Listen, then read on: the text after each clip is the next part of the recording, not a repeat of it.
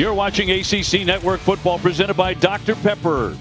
Miami, Florida, the site of our first game involving a conference team. It's a big night for the Hurricanes, set to launch the ACC for 2020. What college football is all about. It's not often you get a matchup like this. Ladies and gentlemen, your attention please. 5 end zone touchdown Clemson. Are you kidding me? That's what it's all about. This is a huge game. The bar is just set higher. NC State is a team to keep your eye on. And what a play, what a play, what a play. Wow. Are you kidding me? That's a good throw. T. Higgins, touchdown Clemson.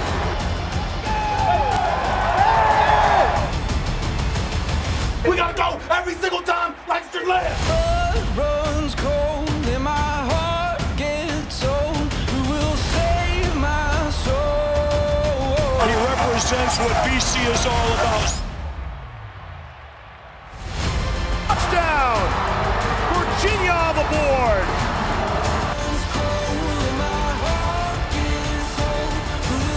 Wow! A game-changing play!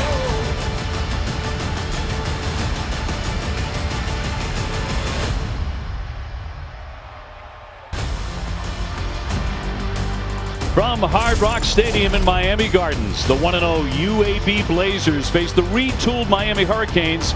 It's the Canes season opener, starting 2020 with a talented veteran quarterback that everybody wants to see. Hi, everybody. Thanks so much for joining us tonight. Great to have you along. I'm Dave O'Brien, not alongside my partner, Tim Hasselbeck. We are both in our home studios. Katie George will be live from the stadium in just a couple of moments.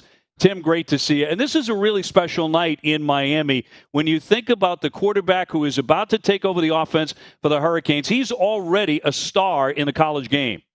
Yeah, Dave, you said he's a quarterback that everybody wants to see. And we're going to get a chance to see him for the very first time in a Miami Hurricanes uniform. Manny Diaz knew he needed a more dynamic offense. Well, one way you do that is you add one of the most electrifying quarterbacks in all of college football, and that is D'Eriq King. He can beat you with his legs. He's a way better than advertised passer. He's a quarterback first, and he wants you to know it. But basically, he's a playmaker. Had 50 touchdowns back in 2018. It's one of the reasons why he's an under-the-radar candidate to win the Heisman Trophy. And sure enough, tonight might be just the launch of that campaign. So D'Eriq King is going to be must-see TV. Well, for more on King and what he has done, what he means to Miami, let's go to the third person on our crew tonight in Miami. Here's Katie George. Dave, Tim, when D'Eriq King arrived here in Miami in January, his top priority was to build relationships and assert himself as a leader, except COVID-19 had different plans. So just after 4 spring practices, Miami players went their separate ways, so King had to get creative. He started these group chats with different position groups and FaceTime different guys every day to check in, to get to know them and build trust. So when the time came to return to campus for summer workouts, King said there was already this natural bond in place. Starting center Corey Gaynor says this is the closest this team has been in his 4 years at Miami, and he credits that largely to King's efforts during a very, very bizarre offseason. Dave, Tim? All right, Katie, thank you. And Tim, the Canes' new quarterback is facing a UAB team that can really lock you down on defense. They have racked up 29 wins over the last 3 years under head coach Bill Clark, and they already have a win this season. Yeah, Bill Clark has a disciplined team. They make you earn every single yard, and I know Manny Diaz thinks his team is up to a really tough challenge tonight. Well, his team 1-0 coming in with a 45-35 victory over Central Arkansas. So they already have that win under their belts. And this one will sail on into the end zone, so UAB will take it out to the 25.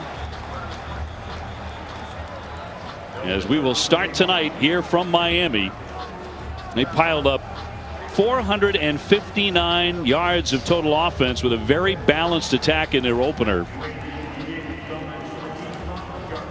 It's going to be interesting to watch what they do at quarterback tonight. Tyler Johnston is the 6'2" junior out of Spanish Fort, Alabama. Now he's the unquestioned starter. In their opener, he was 17 for 25, 143 yards, 2 touchdowns, but he's not going to play every down tonight.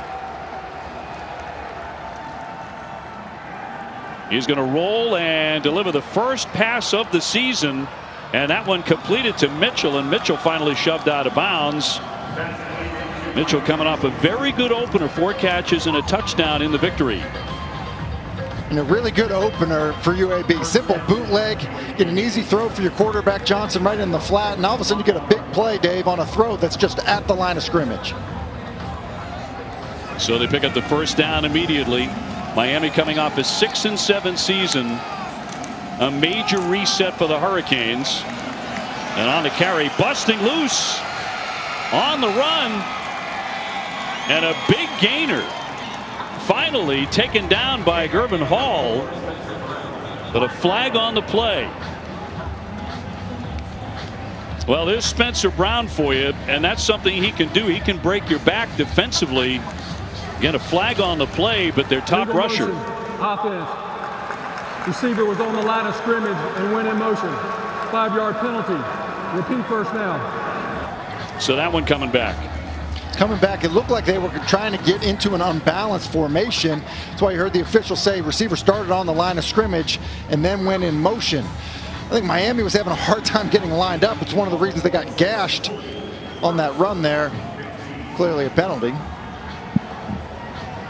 So first down and 15 for Tyler Johnston. As we get started tonight in Miami, Florida. Out of the shotgun, back to throw. And he dumps that one over the top to Brown, trying to take to the sideline before he's angled out. So targeting Spencer Brown right away. No question he's the best back in UAB history. He's at the top of the charts, Tim, in just about everything. Yeah, he's a really good runner. Tough, runs, behind his pads, good pad level. He also dropped a few pounds, which I think has made him, look pretty effective going last week against Central Arkansas, and obviously he started this game. Second down and 5 for Johnston.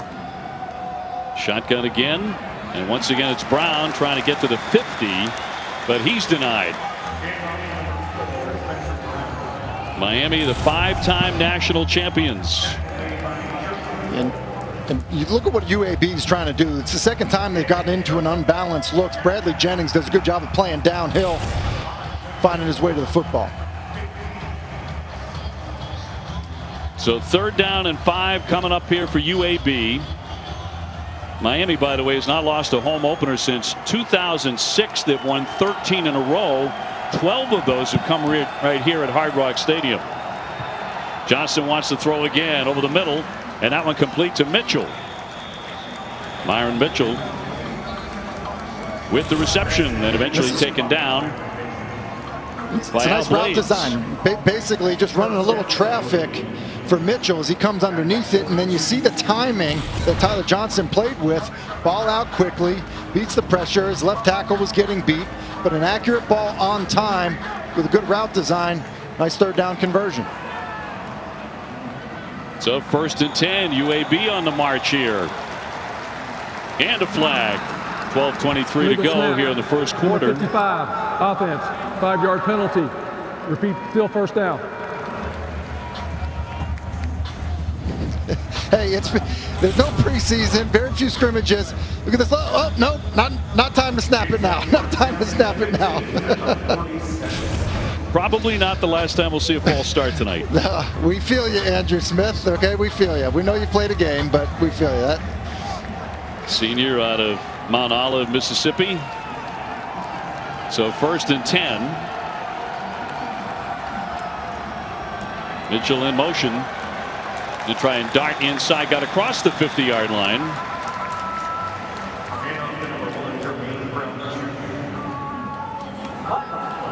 And a flag on the play. Well, Miami picked to finish 6th in the ACC this year. Of course, Clemson, a runaway top choice, is #1. Offense, more than 4 players in the backfield.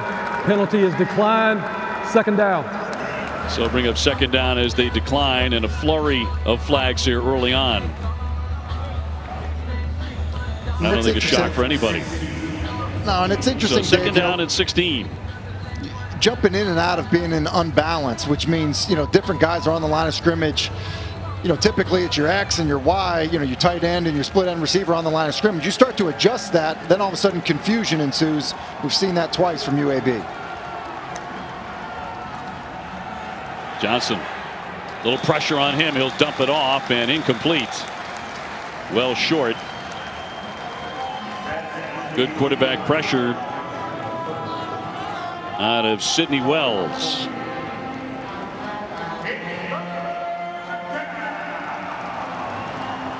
So Tyler Johnson on this drive, 3 out of 4, 38 yards. And 3rd and 16. Johnson looking to convert again. He's already converted 1 third down. And on the handoff off to the left side goes Spencer Brown once again. Senior out of Kimberly, Alabama. And UAB just tries to surprise them a little bit. Sometimes you get into a sub defense, maybe expecting some pressure. You think you could maybe split a blitz or something like that that's coming up. That's not what they get. And a pretty good job by this Miami defense after giving up a few big plays to start the drive. So 4th down and 10.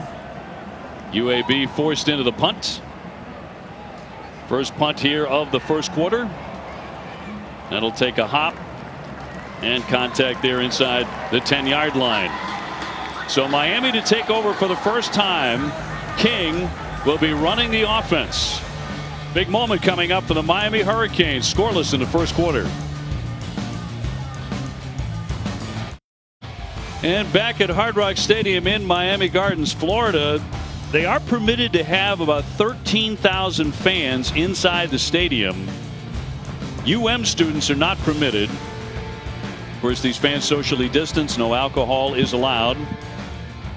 So the 13,000 get to see De'Ara King up close and personal for the first time. All eyes on him all around the ACC and the nation. In fact, the grad transfer from Houston back to throw. He's going to throw it long on his first possession and incomplete to the left side. There is a flag down. So right away, no hesitation there, Tim. He's going deep. Yeah, looked like they wanted to test the corner with a go route. Decided to do that right away. Number 1, defense, 10-yard penalty, automatic, first down. Bronte Harris, the corner there, number 1, coming off a foot injury a year ago. You just see him. He's just grabbing D. Wiggins on the go route. And De'Ara King's a tremendous runner, Dave, but everyone's been pretty adamant about him being a passer and a quarterback first and not being afraid to take the ball down the field. Well, he's throwing 50 touchdown passes. Going to run right here and across the 20-yard line after the penalty. He's talked about that. He said, a lot of times people look at a quarterback like myself as just a runner. I love playing teams that want me to throw the ball because I know I can do that. You're seeing how quickly they're going to move, though. The tempo, this could really, really get interesting tonight. Yeah, and Bill Clark, he said his biggest concerns were King, the quarterback, and the tempo. That'll pick up 6 yards. No hesitation. And another carry through the left side. And from Miami, it's going to be get up and go under Rhett Lashley, the new offensive coordinator, his first year in Miami. Brand new to the job. Also loves the trick plays, so keep an eye on that tonight from the shotgun. King will look to gun, and that one's complete to Wiggins. One of the things you're getting D. Wiggins with the catch on a first reception. That's a 9-yard gain. And Dave, you just get a sense they're moving fast, but look how fast the ball comes out of De'Ara King's hands. He's not holding on to the football. Big change from a year ago for this Hurricane offense. 1st and 10 for the Hurricanes. And a handoff here for Harris. And back to that point that King made about, passing and running. He said, my dad used to tell me you have to prove you can play the position. Being a black quarterback, there's a lot of stigma out there that guys like me can't throw the ball. I just play football. Well, his head coach said he's the modern quarterback. He's the quarterback of today. He's not anything but a quarterback, and looks like it so far. Fake the handoff, and that one darted right over the middle, and another completion. That one caught by Mike Harley. He's probably the fastest guy on this team.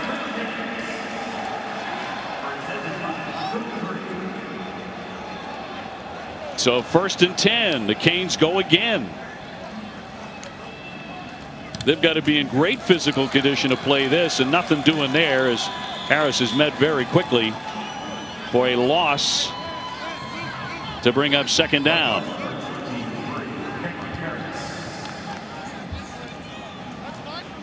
A big fan of Rhett Lashley is actually the man who's trying to beat him tonight. UAB head coach Bill Clark, who squared off against him in 2012 when they were in the Sun Belt together. Clark was defensive coordinator at South Alabama. He's been telling his team all week, be ready for the trick stuff. Roll out, there's Harris, but Harris is tackled right at the 50-yard line. And that's taken really down by Grayson Cash.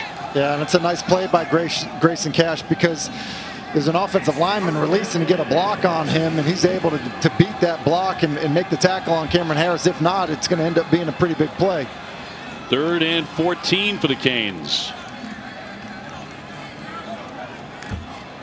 And King working out of the shotgun.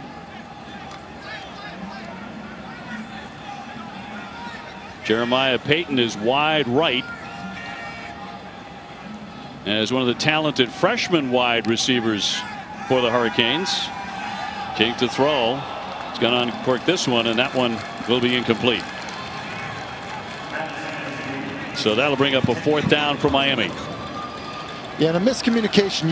You see Miami going with that fast tempo, but then you get into critical down and distance, like a 3rd and long. They slow it down. They try to look at the defense. They had a one-on-one to Derek King's right. He thinks he's running a go route. The receiver reads it differently. That's why you see the misfire.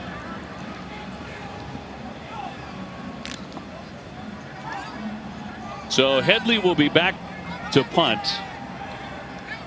And one of the biggest punters you're going to find anywhere in America, former Australian rules football player, and a fair catch right around the 10-yard line. So that's where the drive will begin. No score here in the 1st quarter. Opening night in Miami.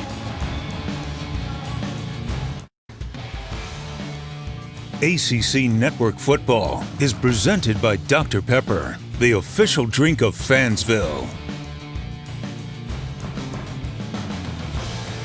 UAB has done a whole lot of winning. 2015, University announced the program would return in 2017 after the program was shut down in 2014 because of finances. Tim, they've come roaring back. It's amazing the job that Bill Clark has done. Remember, he was the coach in 2014, had 2 years with no football team, and then when they return in 2018, they win 8 games. It really is incredible to see the job that he has done with this football program. This is the first meeting between these two schools. And on the carry, heading for the left side, Spencer Brown out of bounds to bring up 2nd down for the Blazers. UAB looking for their first win over an ACC opponent in school history. Bill Clark said this week, when you hear Miami, that gets your attention. It got our attention. It got our guys excited. He does not think, however, that they're going to be blown away or starstruck. I mean, they've played Texas A&M, they've played Tennessee. As mentioned, they've been a very successful program. So they do not come in starstruck at all. 2nd down and 5. And a big hole opens up on the carry. And they shouldn't be starstruck with the way that they are getting movement up front. I mean, they're moving guys around. Spencer Brown, who is a powerful, back, is running and falling forward. I mean, they need to be encouraged by the way this has started for them in their ability to get movement and run the football. 1st down for the Blazers. 1st and 10, and they have had success early on moving the ball on the Canes. And whistles. 5:46 to go in the 1st quarter. Offense, 5-yard penalty, still 1st down. And for more on Spencer Brown, let's go to Katie George. Well, after last season, Bill Clark sat down with Spencer Brown and had a frank conversation. He was just too big. He weighed 238 last year, and it showed on the field and in the box score. So collectively, they decided he needed to lose a significant amount of weight, but it was ultimately up to Brown to make a lifestyle change. He became friends with the nutritionist. He did extra workouts all on his own through the quarantine, and he lost 28 pounds ahead of the season. Now at 210, he feels like a new man. They say he's in the best shape of his career. As to Jade Silvera with the tackle to stop him there, but 32 career touchdown rushes for Spencer Brown. Yeah, and I think that, you know, it's good that he takes, you know, the coaching. That's not just on the field coaching. It's coaching about, hey, how do you prepare yourself to get ready for a season? And you look at a guy like Le'Veon Bell, a guy who changed his body and changed the way he played, and it's made him a better football player. And I think Spencer Brown has probably seen some other backs do similar things, and smart of him to take that coaching. Johnson wants to throw. Good time in the pocket. Throwing short and complete to Mitchell. Got away from one tackler and got ahead for 4 yards on that play. Frierson with the stop.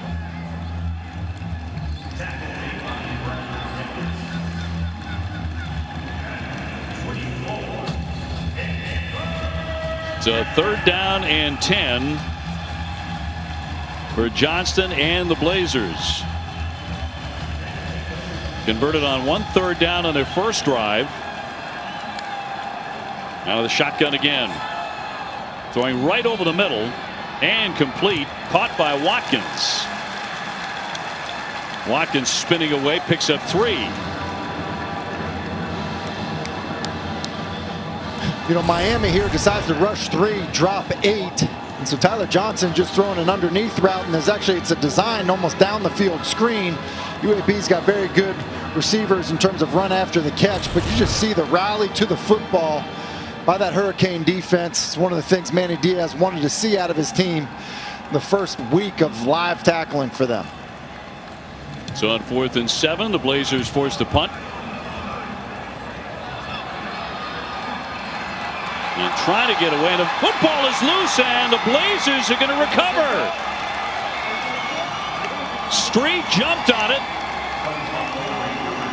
after the Greenwell punt. And deep in Miami territory, UAB has the football on a big turnover. But one of the things you're concerned about, you know, the first live game is not only how you tackle, but your ball security, especially on special teams. UAB was burned by a muff punt a week ago. This time it's Miami. UAB's on the other end of it. Good hustle and recovery of the football. It'll be interesting to see how this Miami defense can respond now defending a short field. Pope with the mishandle.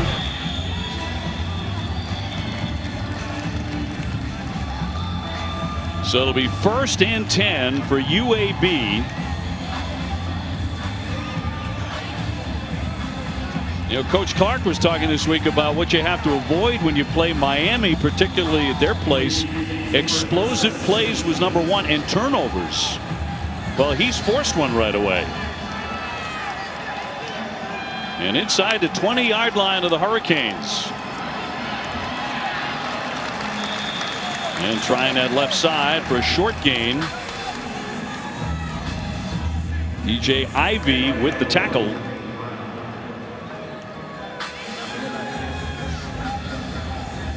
That'll bring up 2nd down and 9 after the 1-yard pickup.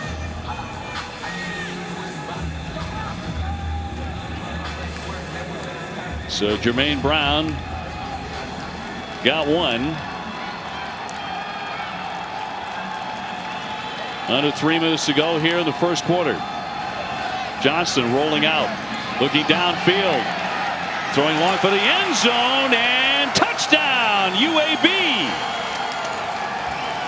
The catch made by Austin Watkins in the end zone. Tyler Johnson connects on a 16-yard touchdown play. This is a really good job. I think this was set up the play before. Run to the left to get the ball in the left hash, and then a roll out to the right to work the throwback.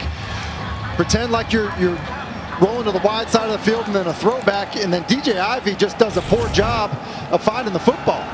He's in position to make a play. He just doesn't locate the ball. Extra point is good. Not starstruck indeed. UAB strikes. They lead at 7-0.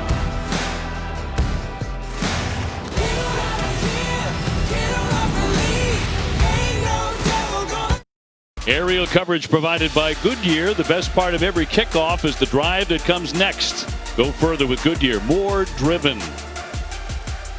Impressive drive after forcing the turnover by UAB. A very quick strike and a touchdown pass by Tyler Johnston. And UAB gets into the end zone first here tonight in Miami. And Miami again, a disappointing year last year at 6-7. They were really up and down and hoping to get off to a quick start here tonight, but the Blazers have other thoughts. So on the kickoff, here's Pope, and Pope taken down at about the 25-yard line. We talk about what a roller coaster it was in 2019 for Miami. Those two bad losses right out of the gate in terms of close games that they could have won. Then they started to get it rolling a little bit. Then up and down. For a period there, they looked like they had things under control. They had a very impressive victory against an excellent Louisville team, 52-27. Then it was down on the roller coaster again. The last three of the season, they lost all of those, so riding a 3-game skid. King on the handoff and staying on his feet, Harris, but eventually taken down. This is a very, very good defensive unit for UAB and very tough to run on a lot of the time. So King from the shotgun. The star out of Houston. Back to throw. Now he'll roll with it. He could be so dangerous getting across the 30 before he takes a pop. And I think it's plays like that, Dave, that make him the most dangerous. It's a designed pass. You have guys running vertical, defenders with their back turned, and now all of a sudden you have somebody that could be an elusive punt returner in the open field as a quarterback running with the football. 9-yard gain on the previous play. UAB on top, 7-0. Harris getting a lot of work early in the Miami running attack.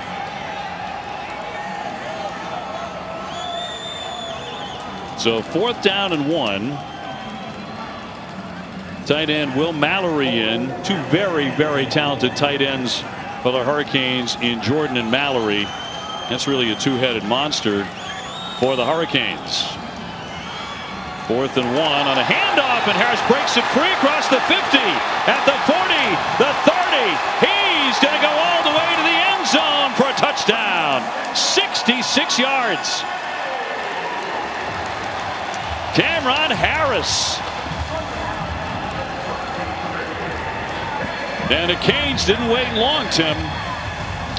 They did not. Taking a risk, too, on 4th and 1 in your own end. Basically a read by the quarterback. They get a good push. And you see D'Eriq King is just able to hold the defender up the field. That allows Cameron Harris just to get vertical and then just too much speed. A lot of times if you can split it on a short yardage like a 4th and 1 as the defense is selling out, there's no one left behind.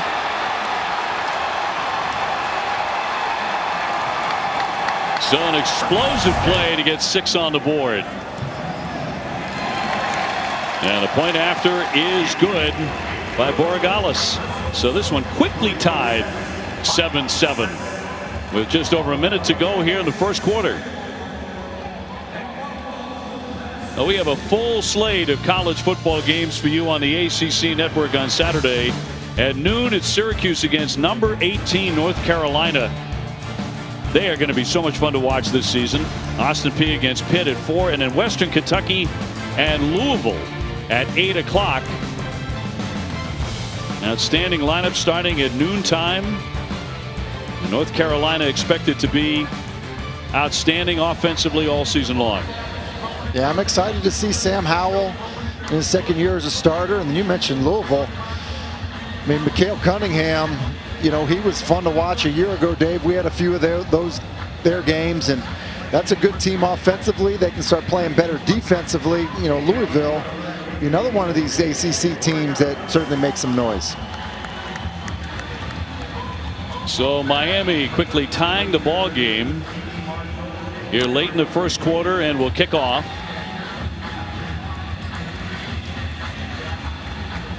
So the scoring coming fast and furious after the turnover by the Hurricanes on the special teams play. And UAB got 7 up there in a heartbeat. UAB will play 2 quarterbacks, Johnston and Lucero, tonight. Johnston looking sharp in the early going. And so this will come out to the 25-yard line. Manny Diaz, head coach from Miami. It's a hometown kid, makes good story. He's the son of a former Miami mayor.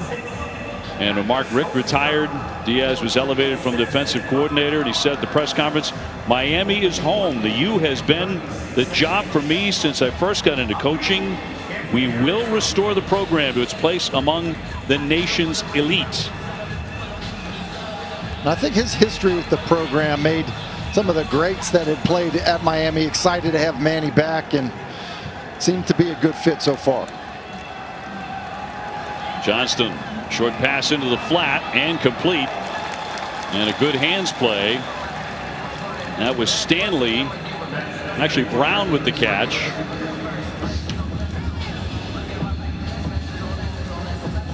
And so final seconds of the first quarter, tied up 7-7.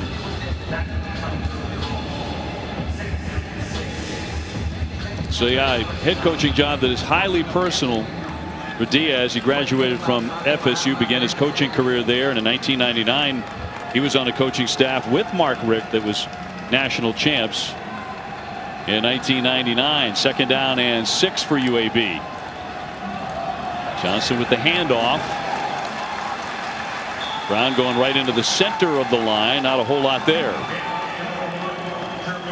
10 seconds to go before the second quarter here in Miami.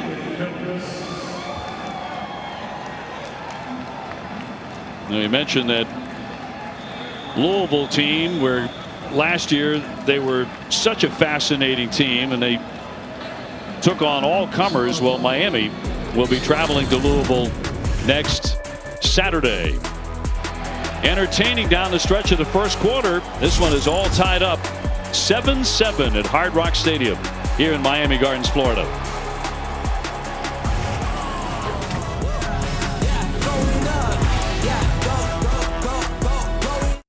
Well, there are about 13,000 fans here tonight, and they are socially distanced. Some of them are dressing to the nines at the same time. We are tied 7-7. Got very entertaining in the final minutes of that first quarter. UAB on the attack again. Johnston airs it out, and a complete pass to Stanley. He is nudged out of bounds. Now, before the game, both sides got together, and they have to agree on stuff like how much crowd noise, what level of crowd noise they want pumped in. That was the original plan. The word we got was they could not agree on some of those parameters, so they're not pumping in crowd noise, which has been done in other games, but it's not being done in this stadium tonight. Yeah, and I think that, you know, look, if you're an offense and you're on the road, I think communication is paramount. And, you know, I would think that if you were ever a visiting team, that you wouldn't want the crowd noise. Greenwell gets that punt away. Last time he punted, Miami mishandled it at the 21-yard line. A fair catch here. It was 46 yards. So the Canes to take over in a 7-7 tie. Just getting the second quarter underway. Be sure to stay tuned after tonight's game for the huddle with Coach Mark Richt, EJ Manuel, Eric McLean, and your host Jordan Cornette. Also streaming live on the ESPN app. So what about playing in front of few or no fans, Tim? How does that affect the quarterback and the running of an offense? Well, it definitely affects your energy as a team. A lot of times you feed off of the energy, even in offense. Even if it's quiet when you're running a play, the energy in the building certainly can have an impact, on how you operate, the pace you operate with.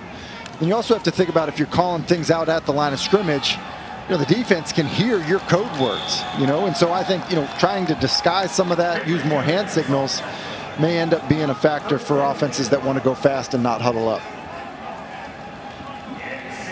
Noah Wilder with the stop to bring up 3rd down and 6. And 3rd down, Dave, you mentioned it earlier. It's a down and distance or down that Miami's offense needs to be better at. Going 3 and out fast doesn't help. King back to throw. Time in the pocket. Throwing long right down the side, but it's going to be incomplete. Intended for Harley, but too much. And he clearly had Harley. Harley wins on the go route. It's 3rd and 6, and he was getting tight coverage. He's able to run past it, and now Miami's 0 for 3 on 3rd down. It was one of the things we talked about with Manny Diaz, with Rhett Lashley, is being better on 3rd down, especially when you want to go fast, because if you're not getting first downs, then you're really putting your defense in a tough spot. So Headley gets the punt away, and that will take a bounce and be downed by the Hurricanes inside the 15-yard line. Tied up 7-7, second quarter in Miami. Welcome back to Hard Rock Stadium, where we are tied at 7 here at the start of the second quarter. And over here on the UAB sidelines, after another unsuccessful drive, quarterback Tyler Johnston went from group to group, urging his teammates to keep that fire. He stopped next to 5th-year senior wide receiver Austin Watkins, urging him to do the same. Keep that fire. We stay patient, and our plays will come. We'll see if that pep talk helps, guys. Yeah, don't be surprised if you hear those two connecting, Johnston and Watkins, several times. That is his favorite receiver, the senior out of Fort Myers, Florida. He's going to keep it, looking downfield, a long throw, and it's broken up by Miami. Intended for Watkins on that play. Yeah, Johnson had him. He's had a great start to this half, and he has him here. He just doesn't. He's not able to get enough on him. See a little bit of pressure, and that's one you step into, get the ball out there, and it's probably a touchdown for Tyler Johnson. So 2nd down and 10 for the Blazers, and here come the officials with 13:11 to go here in the second quarter. Please reset the clock to 13 minutes, 18 seconds, 13-18. The UAB, as we mentioned, will play 2 quarterbacks, Johnston and also Bryson Lucero. Tyler Johnston, certainly the starter. He's the #1 guy, but he knows he's not going to be taking every snap, Tim. Is that a positive or a negative going into a game? Yeah, I think it's a negative, to be honest with you. I think it's tough. As a quarterback, you want to play the entire game. You want to get into a rhythm. But I would say that it's probably wise to be flexible with your plan. Alabama, Birmingham. UAB taking a timeout. And what I mean by that, Dave, is, if your quarterback is playing well, then it's a good idea to leave him in and not be tied to taking him out for the 3rd series or something like that. But so far, so good for this UAB offense. 7-7. I don't know what else to say except thanks. We're going to football. What a day. ACC Network Football presented by Dr. Pepper, the official drink of Fansville. Second quarter, Dave O'Brien alongside Tim Hasselbeck, in a manner of speaking. Tim is in his home studio. I am in mine in different parts of the country. But Katie George is live at the stadium. But just great to have college football back. Big expectations in both of these places, UAB and Miami, and with good reason. Johnston on a 2nd and 10 from the shotgun. Wants to throw short to the flat and complete. That short game may be there tonight. Rob Johnson will haul that in. That's a 6-yard gain. Yeah, good job by Tyler Johnson here. He's getting pressure off the right side. You see the blitz come. One of the best ways to beat the blitz is throw right into it. They do it there as Rob Johnson's kind of replacing where that defender came from. Good job of standing in there, too, by Tyler Johnson. Rob Johnson, the senior out of Washington, D.C. See Johnston, 9 of 11, 75 yards. And pretty calm in that pocket. 3rd and 4 for the Blazers. Wants to pass again. And that one's going to be dropped. Comes loose, but that pass incomplete. And Watkins is going to be able to get the first down. He's able to hold on to this football again, coming underneath. It's really a ball you see him catch quite a bit. He's getting, pretty sure-handed receiver. Usually strong through contact. It's a pretty good job of Al Blaze of raking through the football, though, to get it out. Now Blaze, the son of the late Miami defensive back, to force 4th down and 4. And UAB with the punt. Greenwell with Pope back there. Greenwell's hit a couple of good ones in the first half. 12:20 to go in the second quarter. Well, aerial coverage is provided by Goodyear, celebrating the endless pursuit of forward momentum. Goodyear, more driven. High above Hard Rock in Miami Gardens. First game played by an ACC team this season, and Miami knows they are in a fight.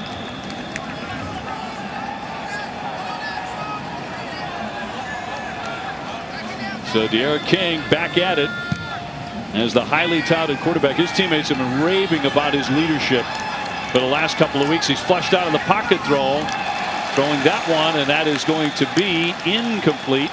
Or he got there to the sideline and actually hauled it in. Does look like he's able to get his feet down. Initially, an amazing throw on the run to his left.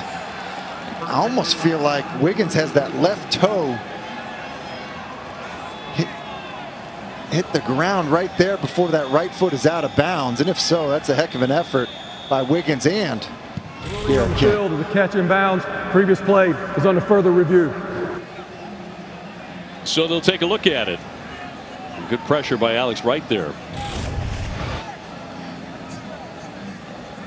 And you see, Wiggins, he does a good job extending his hands. So he catches the football, has the ball. Before that right foot is down, it looks like he's trying to drag that left toe. It's off the ground there, but I actually think it's down. It's getting some grasp when he has possession of it right about there before it comes back up. You think it did touch? Dave, I'm at home, but I think it touched. Sometimes it's easier in the stadium, but I believe that it touched. I don't know what your monitor looks like, but mine looks like it was down. I think 100% of the time it's easier when you're on site, but let's take another look. See, right there, angle. I feel like that toe is down, and he does have possession of the football. Yep, they may have gotten this one right. Ruled after further completed review, pass. The ruling on the field stands. First down. Well, it's good to know that my monitors, your monitors, and the officials' monitors are working. We're all synced up. Yeah, nice play by Wiggins, that's for sure, to scrape that toe for the first down.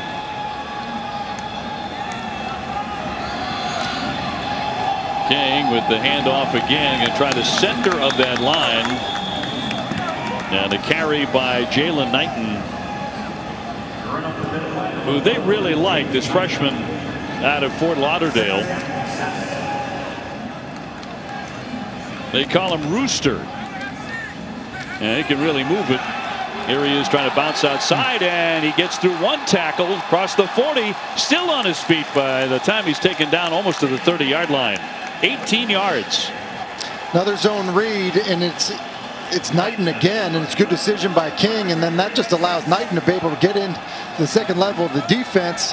Does an excellent job of breaking a tackle and then making somebody miss. He's going to run it again, but this time they find him very quickly, and he is taken down, losing 1 yard on that play. Tackle made by Chris Maul. Chris Maul, the Miami native, he looked like he was shot out of a cannon there. I mean, we know Knighton's got speed.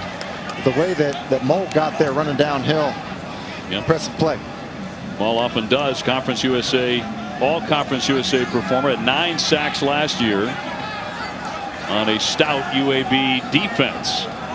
2nd down and 10. King wants to keep it. Straight ahead he goes. A flag is down on the play. 7-yard pickup, but a flag down.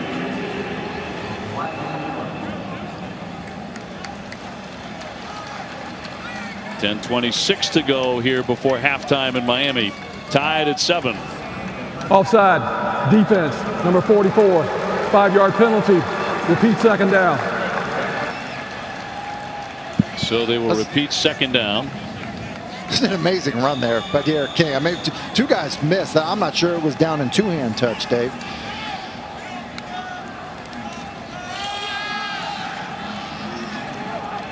On the handoff, it's Harris bouncing outside, taken to the sideline. He's already had a number of punishing runs here in the first half. That one goes for 16 yards. Speaking of punishing, you know I'm going to do this every time I get a chance. Watch Derek King. Hands the football off. Now because this thing winds back, look at him go get a lead block. Look at that on TD Marshall. Derek King, we've talked about his running, his passing. I had a little love for the blocking as well. That's what I mean about just being a football player. Exactly right. 9:56 to go here before halftime. 1st down and 10 coming up, and we will take the break. Tied up 7-7.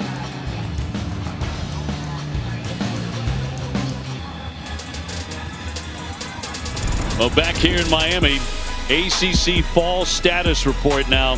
Going to an 11-game schedule played over 13 weeks, 1 non-conference game, all in 1 division, and the ACC championship game December 12 or 19. Got to be flexible there to be played in Charlotte, North Carolina.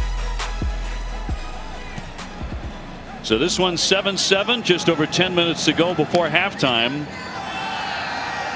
Here's King back to throw, and now it opens up for him. He will dive for the end zone. Well, there he takes off and lands in for 6. Derek King showing you what all the fuss was about. A 12-yard touchdown rush. He can break your back with that. He sure can. You just see the explosiveness as a runner. It's a design pass. They actually bring pressure, UAB does. And then once he decides to take off, no hesitation whatsoever. And then just the willingness to absolutely sell out to get into the end zone. Ball crosses the goal line before that knee hits the ground. What a play by Derek King. 6 plays, 64 yards. Miami rushing the ball very effectively for 140 yards, 2 touchdowns, and King right at the top of it as he goes sailing into the end zone for Miami in a 14-7 lead. Rhett Lashley talked about, you're going to have designed runs for your quarterback, but and you're going to pick your spots with it. Sometimes you're going to, you want to run them outside the hash marks. But he said he's not worried about how many run plays he calls for his quarterback because he knows on design pass plays, Derek King, just with his natural instincts, the clock in his head as a passer, he'll take off and get carries on his own like he did there. Let's go to Katie George. Well, D. Wiggins, wide receiver, was the last offensive player off the field after that Derek King rushing TD. And he said, man, he makes it look too easy, as if he was jealous based on what the quarterback was just able to do on that last play, guys. UAB called a previous timeout, and they looked gassed, Tim, because it's the tempo that can really wear you down quickly. And then there's this guy. Yeah, the tempo, and then out of that timeout, a blitz called by that UAB defense. They'll come after him, and what that does is it basically gives a lane for Derek King to run with the football, and then one less defender down the field. And it's funny, you see the reaction, or you hear about the reaction from D. Wiggins, and I just think that there's a confidence, an element that Derek King brings of his teammates believing in him, feeling like he's a difference maker, and he's already putting it on display. He sure is. Well, the year did not begin well for Derek King. He lost his father back in February. Terrible loss for him He's had the heavy heart ever since, but coming to Miami where expectations just went soaring with his presence after the brilliant career he had at Houston, responsible for 80 touchdowns over the course of that outstanding stay. You talk about a player available in the college football portal, Tim. You can't do better for a quarterback or player, period, than this guy. No, and I think that's exactly how Manny Diaz felt, and basically said, you know, they knew about him as a player. I mean, that was no secret, and I think all of college football knew about him as a player. But he said in the 10-day recruiting period, they just kind of fell in love with his character, and they knew that he was going to be the perfect fit for what they needed, which was a veteran at the quarterback position, and probably no surprise that he was elected as a captain. Spencer Brown with -2 on that carry. Rhett Lashley, brand new to the program. I mean, they reworked everything. New offensive coordinator, new offensive coaches. Not to mention the naming of Hall of Famer Ed Reed as chief of staff. Now that's an overhaul of the first order. And Miami convinced this one's going against UAB. It's a false start. Offense, 5-yard penalty. Still first down. Penalties have been hurting the Blazers here in the first half.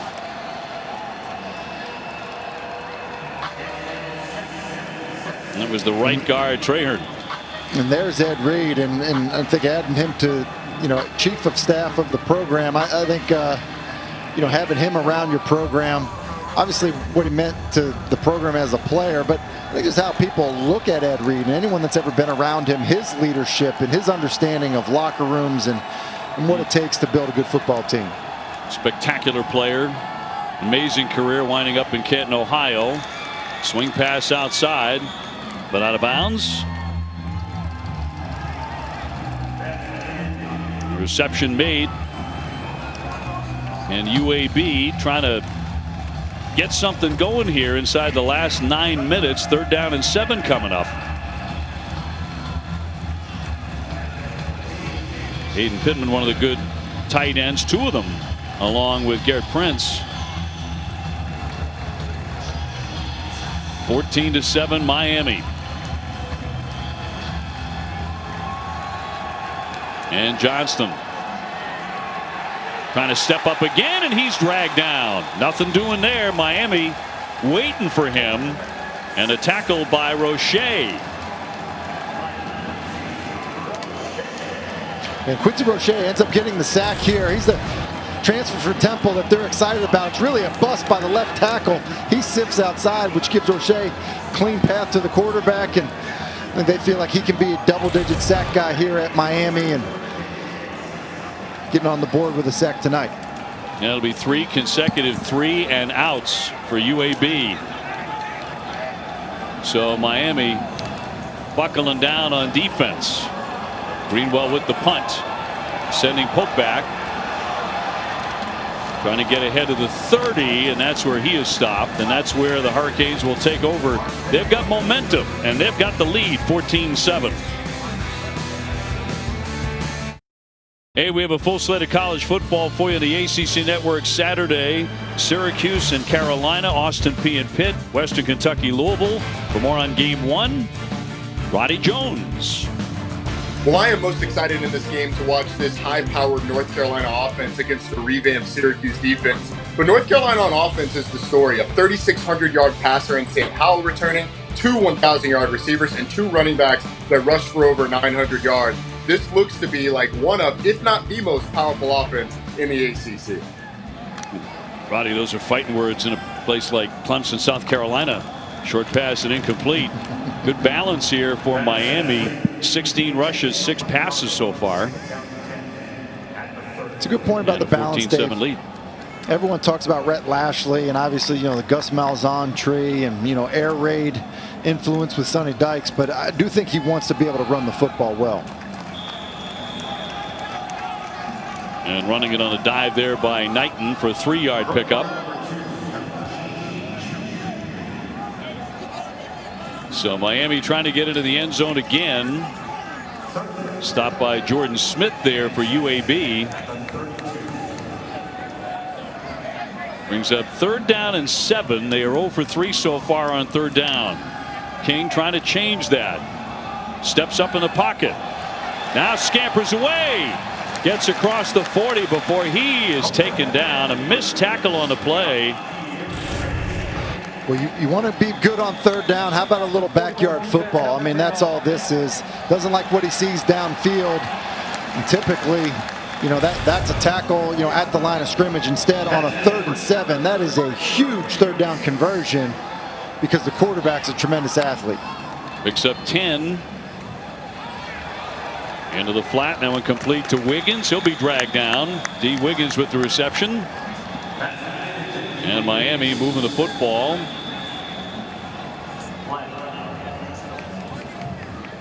Flag down on the play.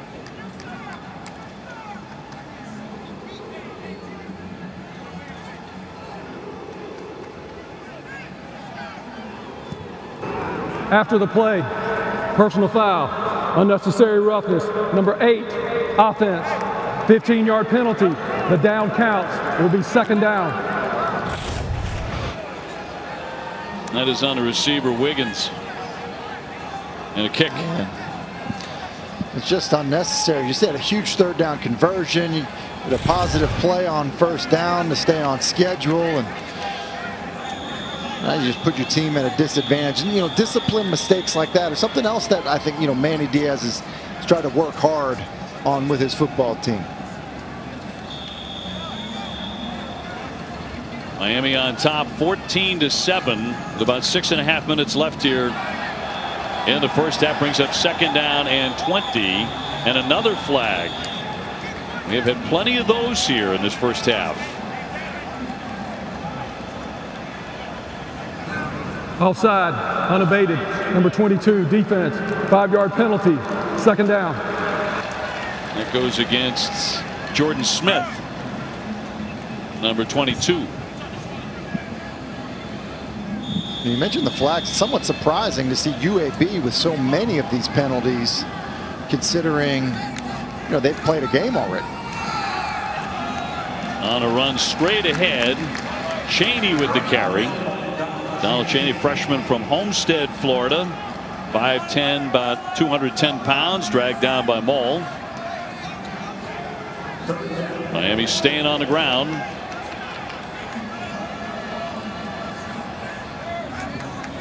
King out of the shotgun with Cheney in motion.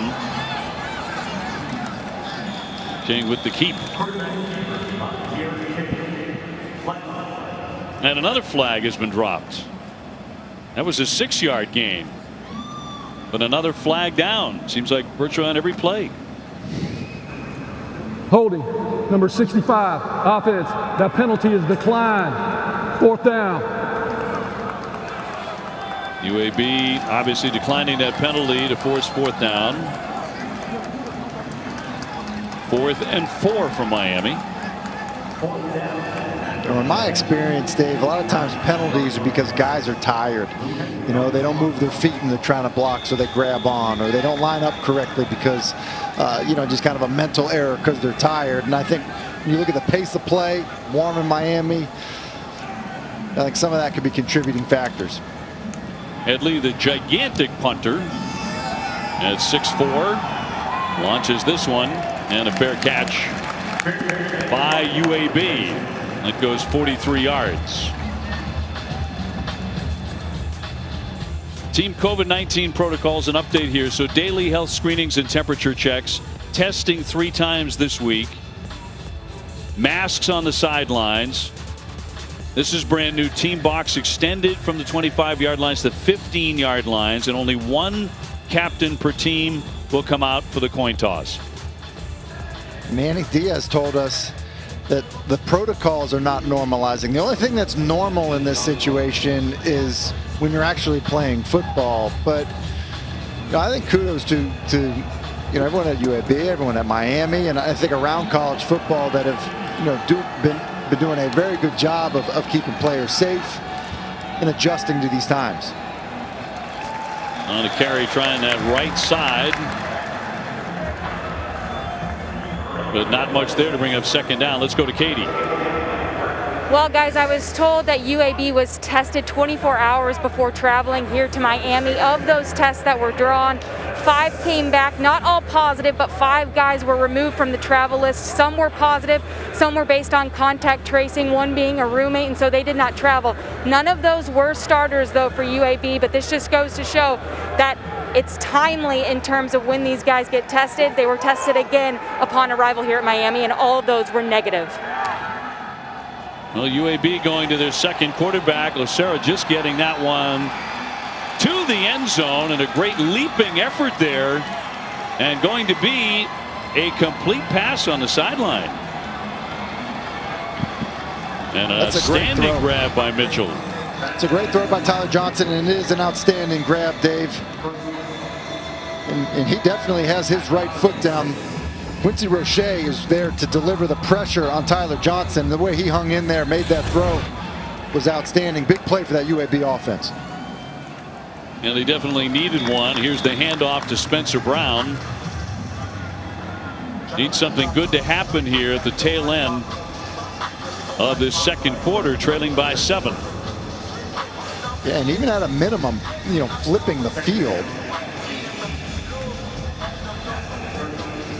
Lucero, the freshman out of Loma, Colorado.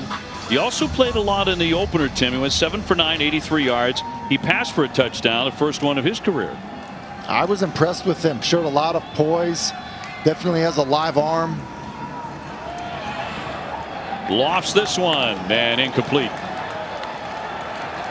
Now, Bill Clark says Bryson is a mini Tim Tebow, in my opinion. It's interesting. They're trying to move him out of the pocket here. I don't know that he really gets out of the pocket. Gets rid of that one. Did not see a receiver in the area. It was a smart play to avoid a negative play. At least give yourself a chance on 3rd and 8.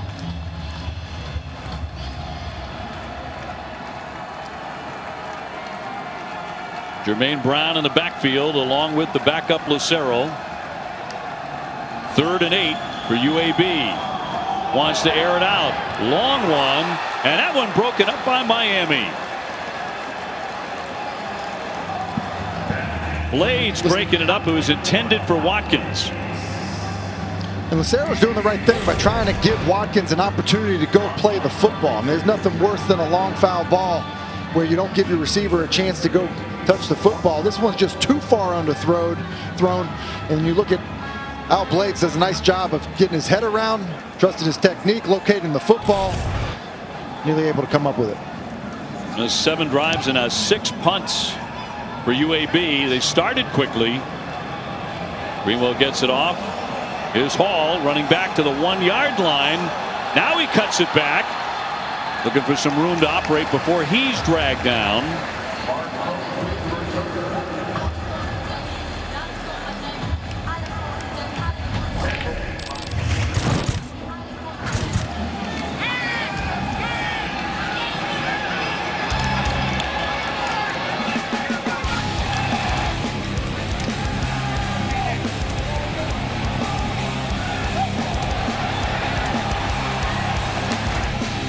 Derek King tonight just been phenomenal, creating some offense, opportunities in the run game as well.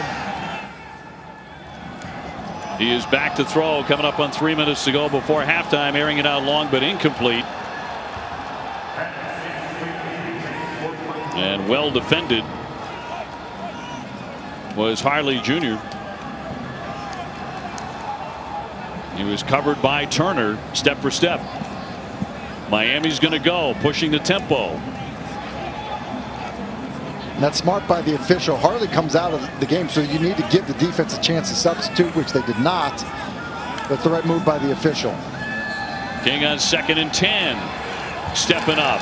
Nothing there. That pocket collapsed on him, and he goes down.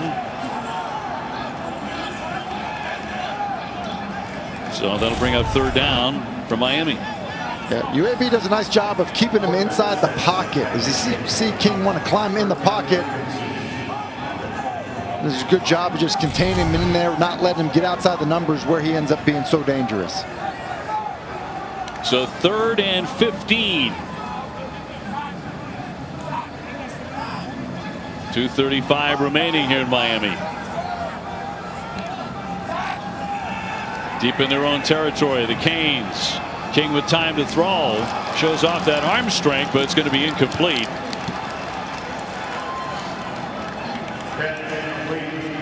So 4th and 15 coming up. He tried to get it to his tight end Jordan, but incomplete.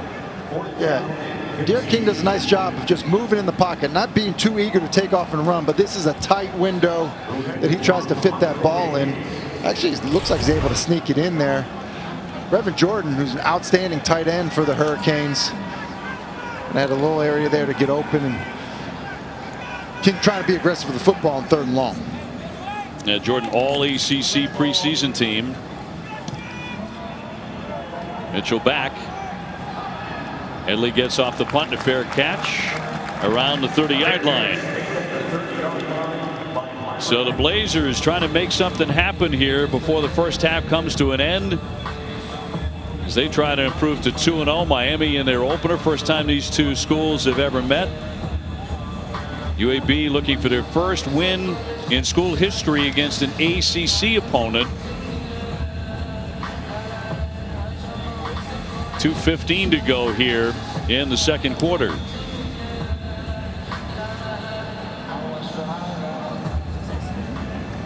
So Lucero, the number 2 quarterback, will come out again for this series. And off the play fake. That is going to be tipped and incomplete. So Miami got a hand on it. That was Jalen Phillips, the 6'5" defensive end, to touch it. And he's been a nice surprise for the Hurricanes. He's the transfer from UCLA, really heralded out coming out of high school, and I don't think they were really sure what they were going to get out of him, but they've been really impressed with him. They think that he's got first-round potential, which is saying quite a bit. I think he had legit pass rush moves and kind of an NFL body. Even drew some comparisons to the Bosa brothers, so they've been really pleased with Jalen Phillips. A talented defensive end of 6'7", Greg Russo opted out, of course. That was a major blow from Miami. Timeout, Alabama, Birmingham. That's their 3rd and final timeout. UAB with their 3rd and final timeout of the half. 30-second timeout. So 30-second timeout with 2:09 left. Talk about Russo. Here's a look last year at the big defensive end.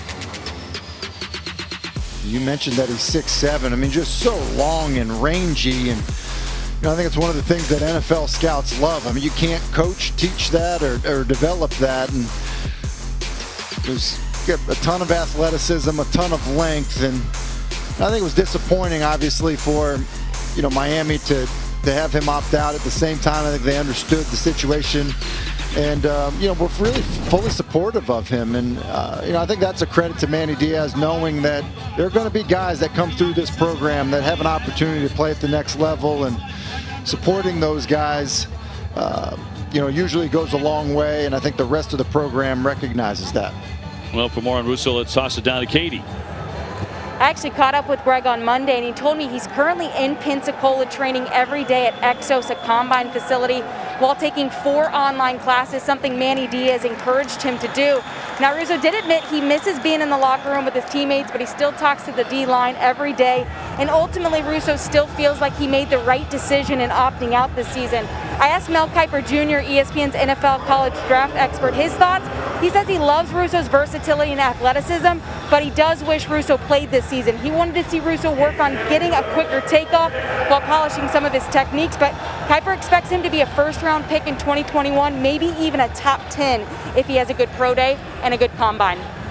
Probably better to ask Katie who she didn't talk to this week, because I think she talked to everybody about everything, as she often does. 3rd down and 10, no gain on the last carry. And the same will be true here as the Hurricanes stack up on the line. That's -2. And Miami came after him here, and a little bit surprising to see this. The quarterback change. Maybe with a young quarterback, you're not trusting him as much, and so you hand the football off there in that situation. Now you have Miami, stopping the clock now, because they're in a situation where they're going to get the football back with an explosive quarterback, explosive offense, and a couple timeouts. So 1:21 to go before halftime brings up 4th down and 11. And the Hurricanes preparing to get the football back with some time to do something, with King at quarterback, who had a spectacular touchdown run and has the Canes in front in his first start, which is going to be highly analyzed here, no question, in South Florida, because of all the hype and the ability that comes with it. So Greenwell back to punt. He's been doing that often here in the first half for UAB. Here's Pope. He's going to let that bounce in a short punt. And UAB will cover that. 32 yards on the punt. And the coverage with 1:12 left.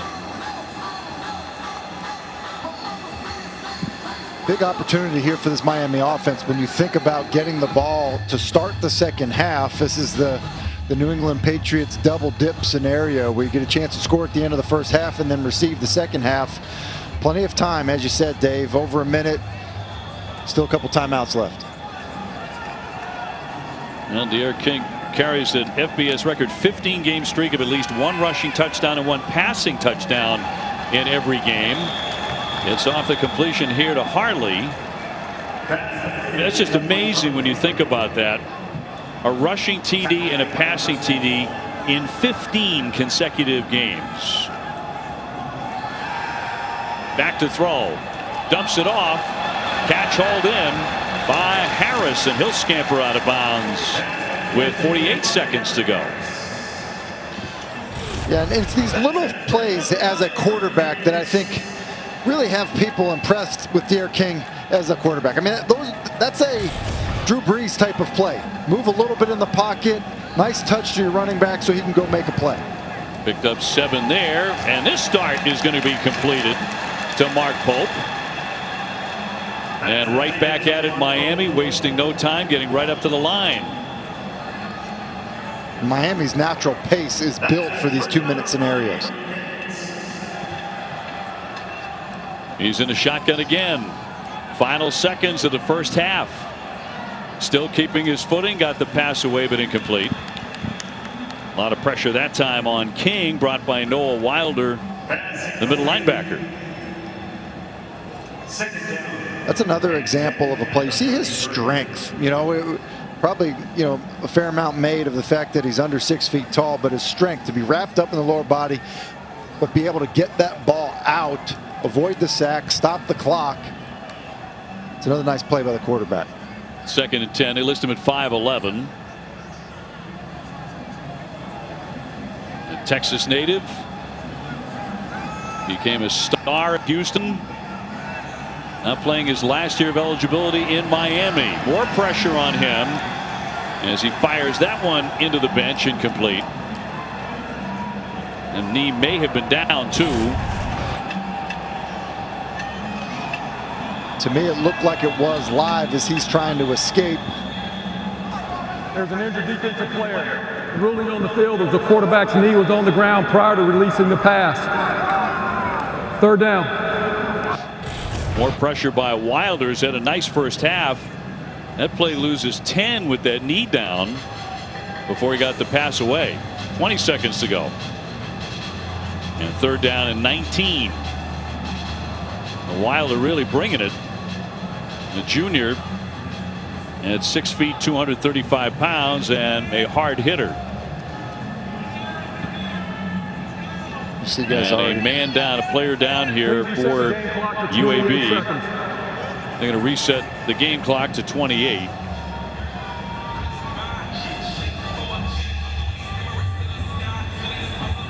And Turner, the injured player, the cornerback.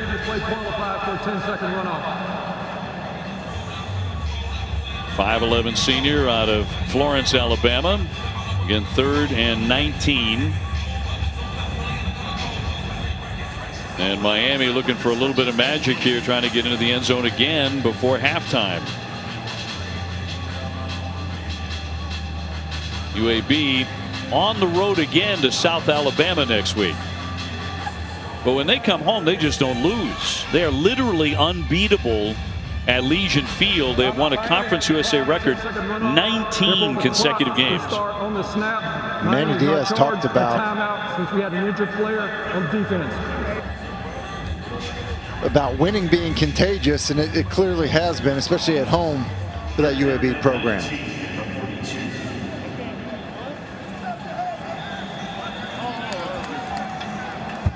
So they reset it to 28 seconds. 3rd and 19. The call here for King. From the shotgun, throwing short. Complete to Harris. And Harris taken down. And stopped by Chris Maul, who's piling up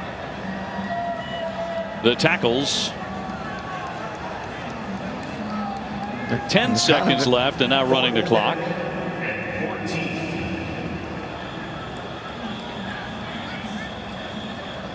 Timeout, Miami. And Miami will take a timeout. And I think they stop the clock with 2 seconds to go. There's a bit of no man's land here, Dave. I mean, it seems too far for a field goal try, I would think. And so at that point with 4th down, maybe you're just hoping for one last play before the half without having to turn the football over on downs if you don't get it. But it seemed like this area of the field, kind of a decision there to let it run down, figure out what you're going to do to end the half. They're talking about kicking. Miami missed a bunch of field goals last year. But they brought in Jose Borregales, the senior. He has the job now. And Manny Diaz says that this guy has changed their football team because they have such confidence, not doing it here, but in situations where they are kicking field goals, that he is going to make them from 50 yards on in and even beyond 50 yards. On the snap is King stepping up again. He's still loose across the 30 to the 20 and finally out of bounds as the first half will come to an end. Forced out by Will Bowler. Got interesting there for the first 10 yards or so. Listen, I think Bill Clark was holding his breath for sure. Yes, that went for 31 yards. And that is how the first half comes to an end. Miami to receive the second half kickoff. They are on top at halftime over UAB, 14-7. Derek King really catching fire there, certainly with the running game. And with that great tempo that Miami is playing with, at times that really seemed to wear down the Blazers. They had to take a timeout or two to catch their breath. That may be commonplace for opponents of the Miami Hurricanes this season. Manny Diaz with Katie George. Manny, your offense is running the ball really well, but how can you improve in the passing game in the next half? Just be more consistent. You can see some first game rustiness, maybe some first game jitters. I think we settled down better in the second quarter. We possessed the ball. Defense doing a great job getting the ball back to the offense. What do you need to see from them and continue in the next half? They've punted the ball 7 times in the first half. Yeah, stay relentless. Both sides of the ball, stay relentless. We know this is a 4-quarter game. We knew that going in. Our tempo, all those snaps are adding up. Thanks for the time. You got it. Thank you. All right, halftime here in Miami. Manny Diaz and the Canes on top of UAB, 14-7.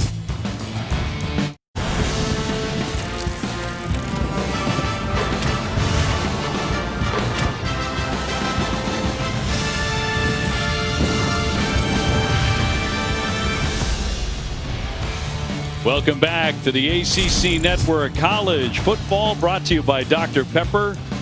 And tonight from Hard Rock Stadium in Miami Gardens, Florida. We're ready for the second half. Miami leading the Blazers of UAB 14-7. Dave O'Brien joined by my partner Tim Hasselbeck in our home studios. And also Katie George there in Miami.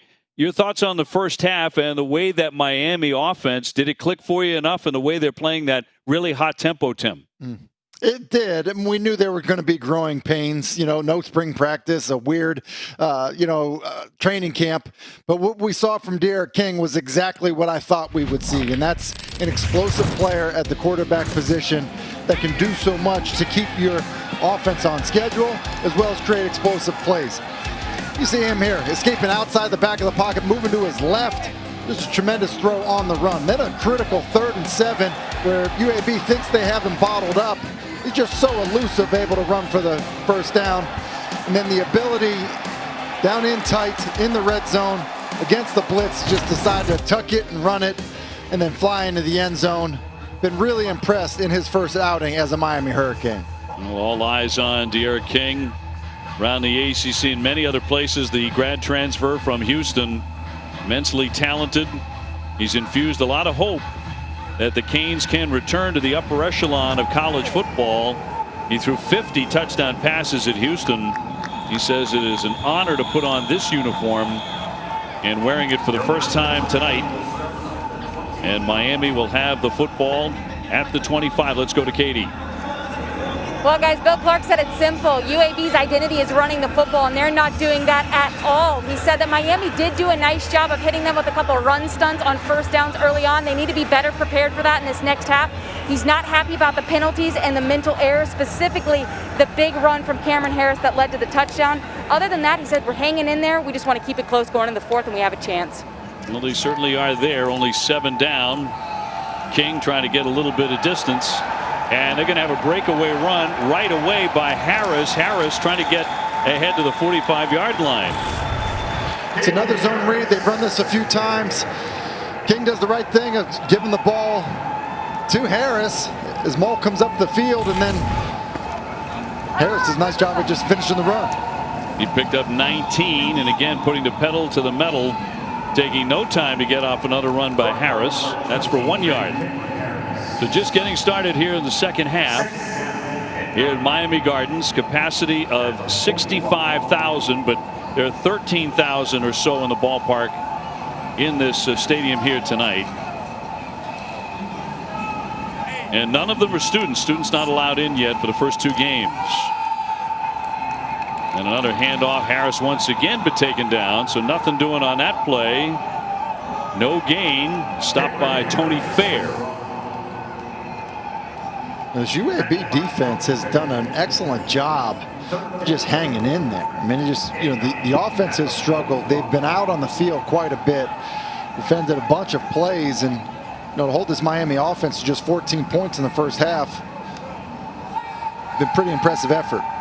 3rd and 9. That pocket collapses. He spins out of it, still on his feet.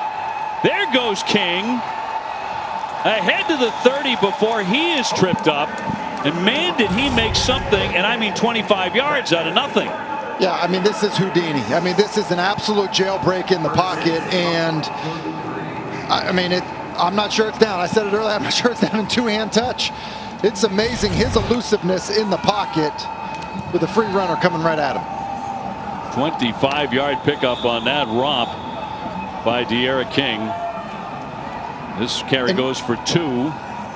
Miami trying to add on to a 14-7 lead early in the second half. That is so frustrating as a defensive coordinator to have the right play call on, going to get home to the quarterback, and then it turns into a big play for the offense. 2nd down 8 for Miami. And the grad transfer will hand off again. And a carry by Knighton, the Rooster. It gets him 3 yards and stopped by Moultrie. So a 3rd down coming up here for the Canes. Harris back in at a running back. And he's the tough yardage guy. And again, so is King. 2 of 8 so far tonight on 3rd down conversions. And he busts it free. Harris again. And hurdles over a tackler down to the 10-yard line. You just see here, it's another one of these reads. Gives the ball to Harris. He just sifts his way through there. Good job of the offensive line just sticking to their blocks. I think Rhett Lashley, a lot is going to be made of his tempo, but he does an excellent job at the run game. Overthrown and intended for Peyton in the end zone, but too high.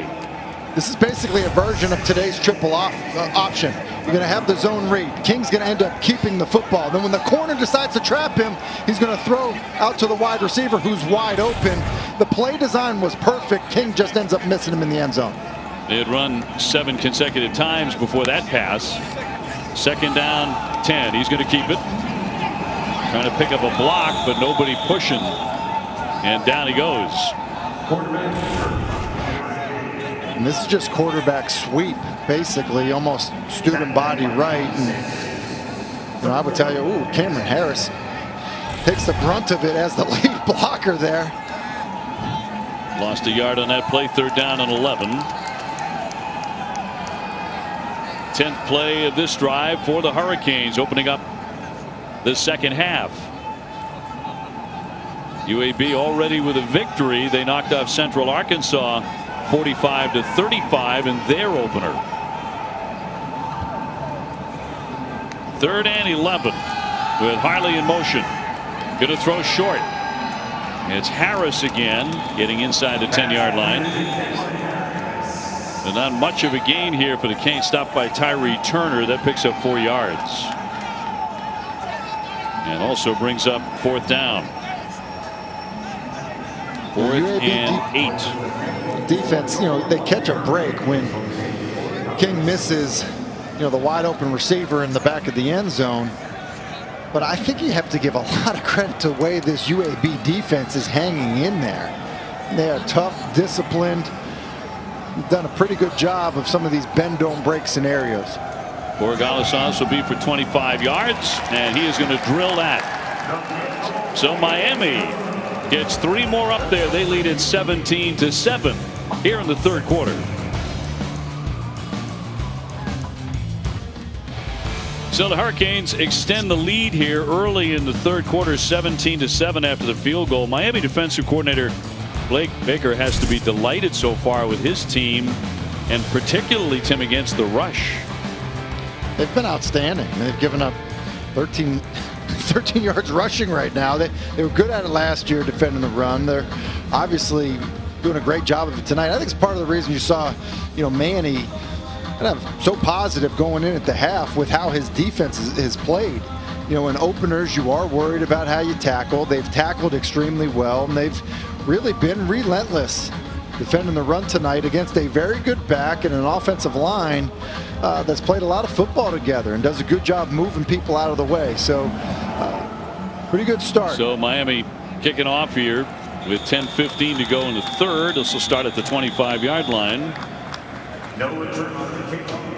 And no return. Well, want to be on game day?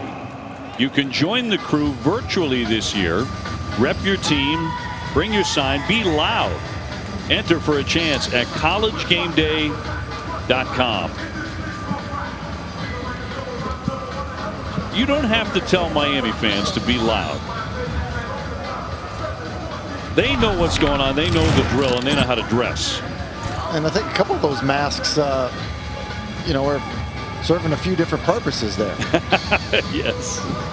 Again, 13,000 fans allowed in to Hard Rock Stadium, but no crowd noise being pumped in because the two schools could not agree on how to do that before the game, so they decided not to do anything. So the Blazers trying to get that offense going again behind Tyler Johnston, the junior out of Spanish Fort, Alabama. Had a very good opener, 2 touchdown passes in the victory over Central Arkansas. 2nd down and 6. UAB taking on the 5-time national champs here tonight. Looking to beat an ACC opponent for the first time in school history. Brown able to dart outside. Jermaine Brown forced out by Amari Carter. That'll bring up 3rd down and 2. 3rd and 2, usually a down and distance where you think, run pass because it's so manageable. But with the way Miami's defended the run tonight, would not be surprised to see UAB throw the ball here. Might not be a bad idea to get it in the air here for Johnston out of the shotgun. He will throw. Throwing short. The pass completed to Mitchell, but whistles on the play. And a flag down. Another one. Been a lot of those tonight. Prior to the snap, encroachment, number 10, offense lining up in the neutral zone. 5-yard penalty, 3rd down. And Tim, the vast majority of the calls have gone against the UAB Blazers. Yeah, and so many of them, you know, ones that you wouldn't think that you would get from a team that's already played a game. I mean, we've had a couple of guys not lined up on the line of scrimmage that right there have a neutral zone infraction. A guy on offense, that rarely happens. You know, the illegal procedure type stuff will drive a coach crazy, which it clearly seems like it is to Bill Clark right now. Right now, I think the officials are driving him crazy on a couple of these calls. 3rd down and 7. Stanley in the backfield. Johnston to throw. Pressure on him, but he did get it away and complete to Mitchell. Mitchell cutting back inside, still up. And a big play. 33 yards. You mentioned it being a big play. Watch Tyler Johnston, what he does here. He ends up getting a blitz right up the middle. He decides he's just going to drift, give a little bit of ground, and that allows him to find Mitchell as he gets, you know, into the second level there. And UAB fortunate that as that ball came out that it ends up getting kicked out of bounds. So it'll be spotted at the point it went out. And it's 1st down and 10. Johnston with the handoff. Spencer Brown trying the right side. Brown, the #1 running back, top back in UAB history. He has had a great career. Brings up 2nd down and a timeout. A man down here for Miami. Media timeout. So a timeout. Yeah. We will take the break as well. 8:07 left here in the 3rd. 17-7 Miami.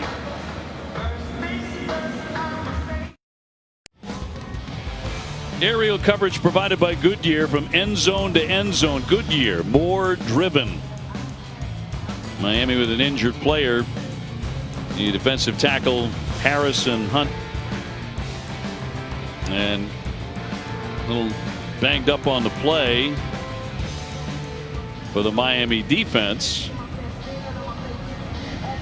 Back inside Hard Rock Stadium where it is 17-7 Miami. And a 2nd down and 7 for UAB.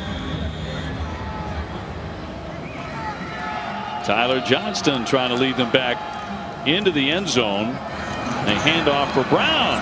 Has some room to operate. He's free on the sideline, keeping his footing before he finally goes out shy of the goal line, but he broke off a beauty. This is really well blocked, is what I mean about getting back to the run. See the movement up front. Look at that hole off to the right tackle there.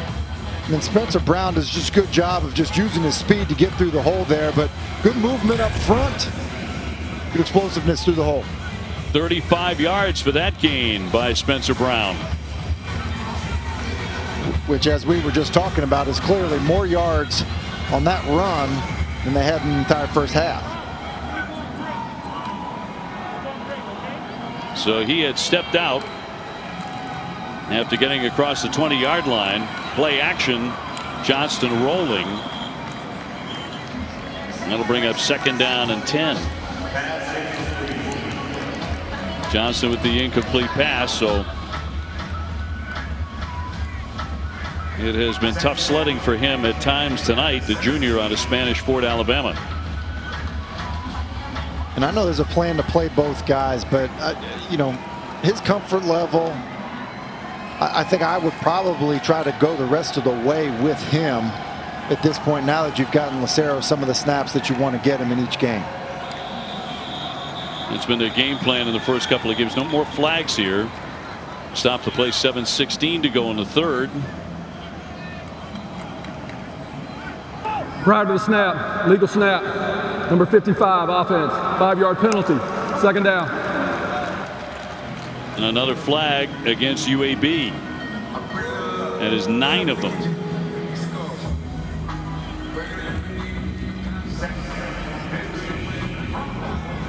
So a whole bunch of them here tonight. 9 Blazer penalties.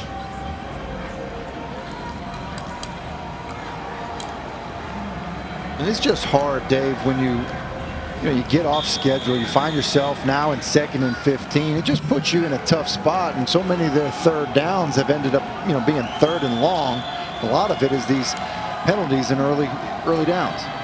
With the tight end in motion, Johnson spins around. He throws it up for grabs, and it's tipped incomplete. Dangerous pass. That was dangerous every way you look at it. I mean, basically, they're trying to roll Johnston out to his left, and I think they have a designed throwback here. As they are rolling out to the left, they do, almost like a throwback to the tight end. But as Johnson turns around, he sees Quincy Roche in his face, and he gets rid of it like it's a hot potato. And at that point, he's fortunate that that ball wasn't picked off. 12 out of 17, but only 118 yards, 1 touchdown for Johnston tonight. So a big call in the game right now for them at 3rd down and 15. He's going to hand off. It's Brown again. Brown weaving ahead around the 10-yard line. That's an 11-yard pickup. And it's a smart play call there. Basically drop 8 situation in 3rd and long down in that tight. That's why you're able to rip off an 11-yard gain. 4th and 4. And movement there on that line, and a flag down. And Miami arguing this should go against UAB again. Dave, I think it was a shift that confused the defense. Offside, defense. The 5-yard penalty results in a 1st down. So big flag here. You see what's happening. Pittman, the tight end, does not have his hand on the ground. He's going to back up like he's shifting or like he's getting off the ball, but there's like a little bit of suddenness to it, a bit of deception. And Quincy Roche basically reads that almost like a pass set, and he comes off the ball. And that's why you hear the 13,000 people in the stands upset with the call. That brings up 1st and goal for UAB from the 6-yard line. Brown cutting through, in for 6, touchdown UAB. Boy, that drive belonged to Spencer Brown. 6 yards to finish it off, but he was the man for the Blazers on that drive. He was, and we need to give some credit to Sidney Wells and Matt Traherne as well, because they are doing an excellent job on that right side. I mean, that's untouched. A walk-in, stand-up walk-in touchdown for Spencer Brown. He's hitting the hole hard, but an excellent job of the guys up front. You've mentioned it a couple of times tonight. The toughness of this UAB team, their ability to hang around. This is exactly what the head coach Bill Clark was talking about with Katie. Just to stay close late in the game. Well, they're right there, 17-14 in the 3rd. To say except thanks. We're going to football. What a day.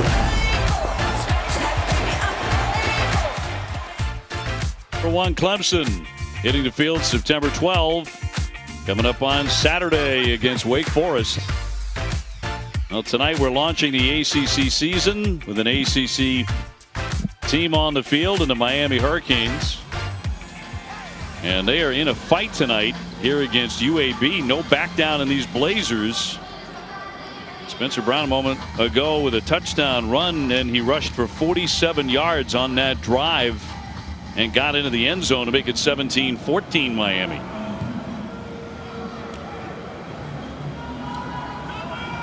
And this one will roll. Scooped up by Miami and Mark Pope. Pope breaks free of a couple of tacklers. He gets up near the 30-yard line on a decent return. 21 yards.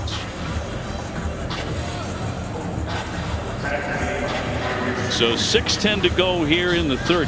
It's felt like several times tonight, Tim, like Miami should be up by a couple of touchdowns. They haven't been able to really break away, and they're giving the Blazers an opportunity here. Yeah, this is basically their worst nightmare, to let this team hang around. Team that has a game under their belt, no home field crowd noise.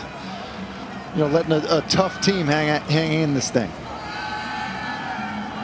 Here's King to roll and fire and complete in the flat, and the receiver breaking away, and a good job to get free. And as Mike Harley able to pick up some extra yards, let's go down to Katie George. Yeah, Dave, in that break, Rob Likens, Miami's wide receiver coach, was laying into his group on the sidelines. He told them, when you're getting up off the ground, immediately find the signaler, get the ball to the official, and line up as fast as you can, Dave. Chaney loose on the sideline, and eventually he is going to be rolled out of bounds, but not until he gets 33 yards. Will Bowler making the tackle, finally bringing him down. Yeah, and Chaney does a nice job of reading that. He bounced that on his own. Just good instincts out of the freshman running back. King handing off again, center of the line, no gain this time. And the tackle made by Tony Fair.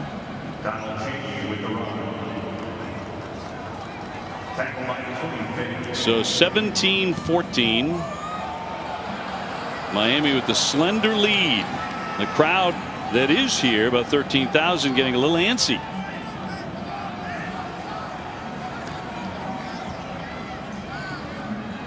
Under 5 minutes to go in the third. Pope in motion. Rolling again and firing and complete. Catch made by Brevin Jordan, the tight end. This is an awesome throw by Derek King. He's got Jordan running to the corner, but he basically stops him with a back shoulder throw because of where the coverage is. See that on his right shoulder to protect him from the defender. It's really well done. Jordan named to the All-ACC preseason team. He and Will Mallory pretty deadly as a pair of tight ends.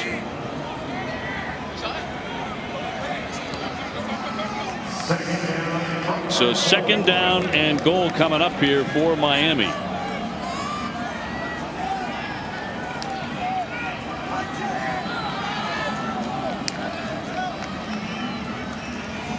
Harley in motion. Short pass but incomplete, underthrown by King. So third and goal coming up for the Canes. This is a critical down here for UAB. When you really think about what they've done, I mean, they have been bend don't break, done a pretty good job in the red zone. Huge opportunity here.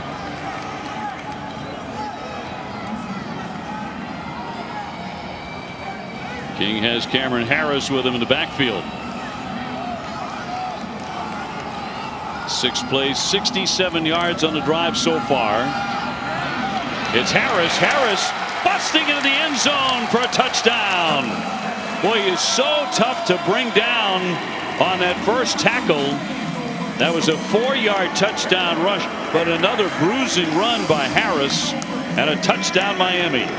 It's a great way to describe it. Bruising run. Look at Harris. He does a lot of this on his own. Good movement there by John Campbell, but after that, it's just the finish of Cameron Harris. Now, Rhett Lashley talked about his offensive line, wanting them to play better, wanting them to be nasty and mean, and you're seeing some of that. You're seeing some of that personality in their running backs. Borregales nailing the extra points. Harris, 15 carries, 132 yards, and 2 touchdowns. They get the latest news and information from the ACC each morning with special guests from the world of sports. Packer and Durham, weekdays at 7 a.m. Eastern on ACCN and the ESPN app. You going to make an appearance this year, Dave? Of course I will. I mean, they have love to those go, guys. They have to go through your booking agent, or can they They're going to have to go directly? through my agent, and Okay. there probably will be a sizable fee involved. But how often are you going to make an appearance? And Katie, I know Katie was a regular last year. She was very popular with the guys. I'm a weekly appearance guy there. Weekly. Weekly. Weekly there, and Scott Van Pelt as well. Yes, of course. On a regular basis. You are Mr. Appearance. America's sweetheart, Tim Hasselbeck. I don't know how this turned on me. This was about you going on Packer and Durham. They are really, really good, those guys, and how they cover this conference. Nobody better. Now, Miami on top 24-14, just over 4 minutes to go, and they're looking to try and break away here. Miami to open the second half, a field goal and now a touchdown by Cameron Harris. So the Canes kicking off. Blazers with pressure on them to get back into the end zone. Take a look at this last drive by Miami. It's really impressive response by them. Good cut up front. As you see Chaney get outside, bounces in on his own. Then it's Derek King. Does an excellent job on this move the pocket play. Back shoulder to Brevin Jordan. Protects the tight end. And then Cameron Harris. Just so much power heading into the end zone. Impressive response by that Hurricane offense. Harris 5'10", about 210, but the junior from Opelika, Florida is a bruiser. And that drive 7 plays, 71 yards. He hits you, you know it. So now Johnston running the offense. He's going to throw right over the middle, and the pass is complete and caught by Mitchell. Made a nice catch, 14 yards for the gain. I've been impressed with UAB's wide receivers. I think trying to create some more opportunities for these guys in space, especially when Miami decides to heat them up. They put Pittman, the tight end, in motion. And a handoff again to Brown, who's had a really nice night, but they corral him for a loss of 2, and the tackle made by Jade Silvera.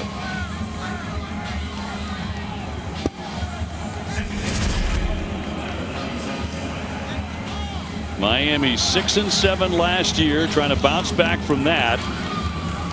They hired a new offensive coordinator in Rhett Lashley from SMU, as well as Rob Likens and Garen Justice. They named the Hall of Famer Ed Reed as chief of staff. A lot of changes made by the Canes. Looking for those to pay off immediately. They lead at 24-14 in their opener. Timeout. Alabama Birmingham. That's their first timeout will take of the second half. A timeout. 30-second timeout. On 2nd and 12 with 2:56 to go in the third.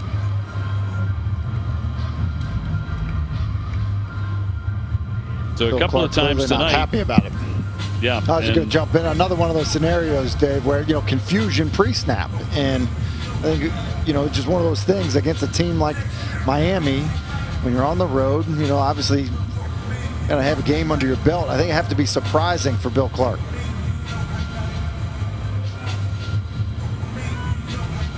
They're certainly leading the penalty parade big time over the Canes. Had a lot of those in the first half.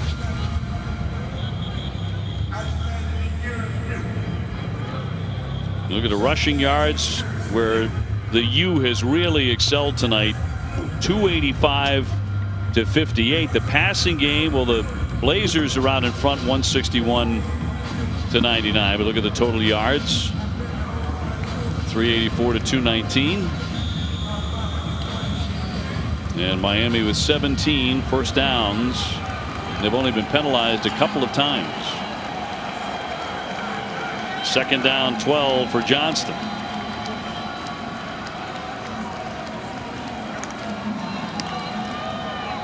Looking to throw. And incomplete.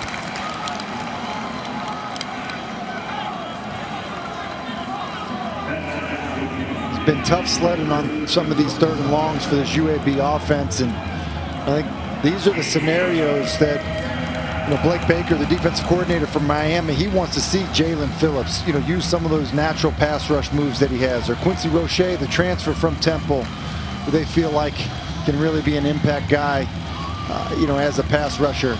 These known passing situations to let those guys loose. Well, another key call here on 3rd down, 3rd and 12. for UAB. Pressure on Johnson, another incompletion. Got the pass off. He also took a bit of a knock there. That was Phillips getting to him with good quarterback pressure. That's going to be said a lot this year out of Jalen Phillips, the big defensive end, 6'5", 265.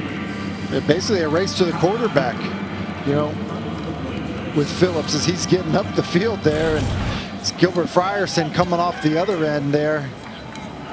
And I think that's what Miami feels like they can do. They will punt again. Hope back there with the fair catch at the 25-yard line. That's where the drive will get underway. Now we have a full slate of college football games for you on the ACC network. On Saturday at noon at Syracuse against number 18 North Carolina. At 4 o'clock Austin Peay and Pittsburgh, and then at 8 o'clock we cap it off with Western Kentucky against Louisville. Tim, you'll also have that game, so you're working double duty this week. I mean, can't get enough college football once it starts, especially in the ACC. I'm excited to see Louisville. Chance for a big gainer here, still on his feet and finally shoved out of bounds on a big gain here by Brevin Jordan. Yeah, and it's really just an easy design touch for him. Just sliding him across the formation, throw him a flat while he's on the move, and then let the big tight end run after the catch. There's so many good tight ends have come through this program. Brevin Jordan just the next one. That went for 22 yards. 1st and 10. And another good toss here by King. Complete to Payton. 13 yards and another first down. I just feel like Miami's pace really just helps slow down the pass rush. You get a big play to Jordan, and now all of a sudden the pass rush is just too tired because you snap the football so quickly. Very low pressure on Derek King. And really moving the sticks here. Looking to stay up on his feet. Wilder with the stop on Knighton. Freshman's had a couple of good moments here in his Miami debut. Hurricanes on top 24-14. Last moments of the 3rd quarter. And off again. It's Knighton, breaks free across the 20-yard line, heading for the sideline. It gets down to the 5. There's so many good decisions by the quarterback are always talked about in passing plays. But having to run plays, zone read again. Defender comes up the field. It's Jordan Smith coming up the field. Hand the ball to Knighton. Leads to a big gain. That's a decision by the quarterback that helps that play be productive. 1st and goal and a short run. And stopped by the Blazers. Brings up 2nd and goal here for Miami. With just about a minute to go in the 3rd. And the Canes can put a serious hurt on the Blazers. Miami over 300 yards rushing in this game so far. They have been tearing up the ground here at Hard Rock Stadium. King trying to keep it and attempted to slice inside, but he's tripped up. Stopped by Jordan Smith. Gain of 1.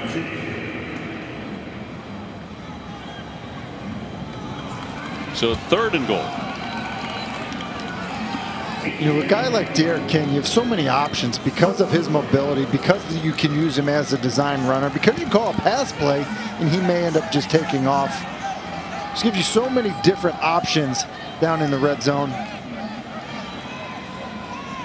Derek King in their last scrimmage, he passed for 330 yards, 6 touchdowns, and he ran for 94 yards. From the shotgun, heading for the end zone, he fires it in there for a touchdown. He got the tight end Jordan again, and he hauls it in for 6. A short one from 4 yards out, but another touchdown for the Canes. Yeah, basically just a little outbreaking route here by Jordan as they run underneath. And you see the timing. I mean, that ball is out and on its way to Jordan well before he gets his head around.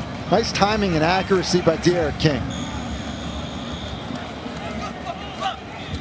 So Borregales on for the extra point. So 16 straight games with a rush and a passing touchdown for D'Eriq King. That's just incredible.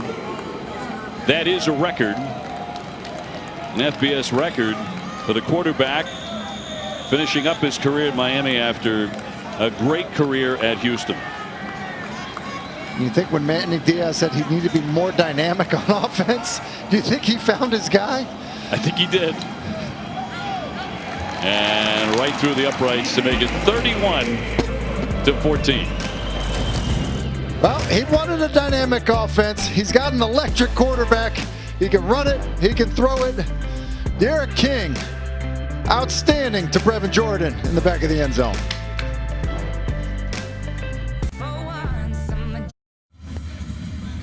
Well, Miami's rushing high for a game last season was 257 yards. They've blown that out of the water tonight. They're 318 yards at the start of the fourth quarter here against UAB. Yeah, you know, so much talk about Rhett Lashley and D'Eriq King was about how this offense is going to be exciting, and it has been. But, you know, Rhett Lashley, I really believe, is an expert in the run game. I mean, that's, you know, I think really where he is special as an offensive coordinator and play designer and caller. And you just think about some of the struggles, Dave, last year that they were having on their offensive line and their inability at times to be good on third down and to be able to run the football. And it has been night and day tonight versus what we saw a year ago. And I think a lot of it does have to do with scheme. Borregales launching that kick. Looked like he was a little shaken up when someone got pushed into him on that extra point a moment ago, but he appears to be all right.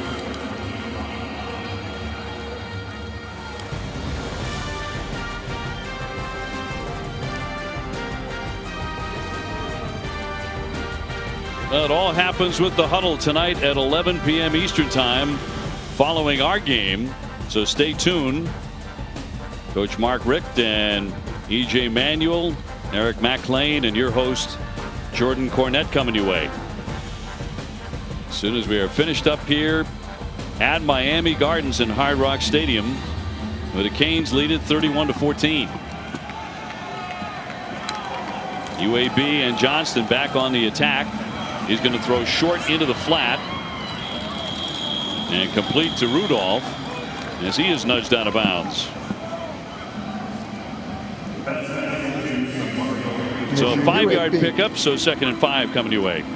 And I think a little tempo would be good here for UAB. Obviously, with the score situation the way that it is, a little more tempo than they've been operating earlier in this game.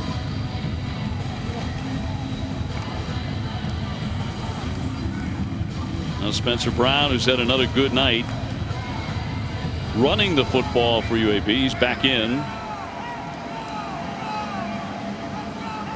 2nd and 5. Fumbled it. Going to be tossed here on a broken play. And that one really came apart, eventually winding up in the hands of the wide receiver Myron Mitchell. Yeah, the coaching point is usually don't make a bad play worse, and Tyler Johnson's lucky he didn't do that here. Bad snap, just eat it. Instead, you know, flipping the ball backwards to a player that you're not sure is expecting the football, that could have been disastrous. Fortunately, Myron Mitchell was aware of what was going on. UAB a little bit fortunate there. 3rd and 8.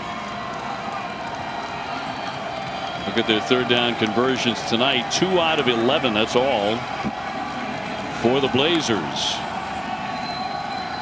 And Johnston will look to throw it again right over the middle, but it is incomplete.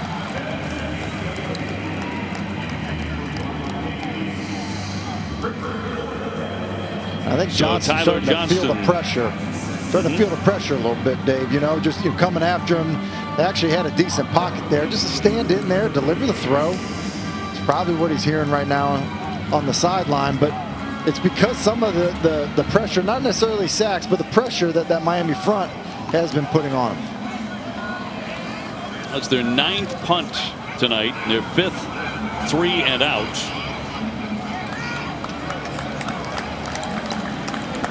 So the drive will begin around the 20-yard line, a 52-yard punt. Miami on top, 31-14.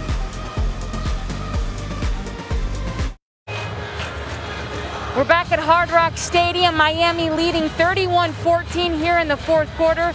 And to say the UAB is frustrated over here on the sidelines is an understatement. Tim, Dave, right now the defense is physically taxed. That was evident on the sidelines before having to go back out there. They're not getting a lot of time over here because of the 3 and outs we're seeing with the offense. Players are starting to exchange words with one another. I actually saw a couple of fights break out, so they need to get their heads level here and try to stop this Miami offense. King rolling right, but that'll be incomplete. Well, you know, you do see that, a flag down here. You do see that when frustration mounts on occasion, not all the time, but you know, a little bickering. Defense, number 50, spotted the foul, automatic, first down. Automatic first down coming up here.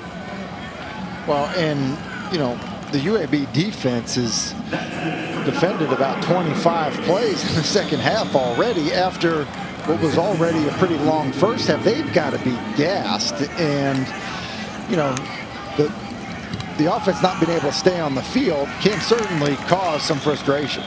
Harris dragged down, nothing there. And Miami has scored on all 3 drives in the second half, Tim. So they are punching it home, and it built a 31-14 lead. That play went for -2. And they were an 11-play drive, a 7-play drive, followed up by another 7-play drive, and okay, and that's just in the second half. And so, yeah, that's the other thing, just out there playing against that fast tempo. Got rid of it, and a complete pass to Pope on the side as he steps out. But there have been a couple of plays where you thought for sure King was going to go down. 64 plays tonight. With a lot of football left. Yes. You know, offense, number 9, 10-yard penalty. Repeat second down. And when we asked Rhett Lashley about, you know, hey, how many plays do you want to run? And, you know, I think he clearly wants to go fast. He doesn't have a set number, but I think it's pretty clear. You get above 70 plays, he's pretty comfortable with his offenses going that quickly. Miami has run 17 more plays than UAB. So taking that philosophy from SMU, stepping up now King, trying to get the edge outside as he dives ahead. You mentioned that philosophy from SMU. Had a game last year where he had called 109 plays. Another flag down here. We've seen plenty of those here tonight. Holding. Number 51, offense, 10-yard penalty. Repeat second down. Another hold. So they'll repeat the second down with 12.5 to go.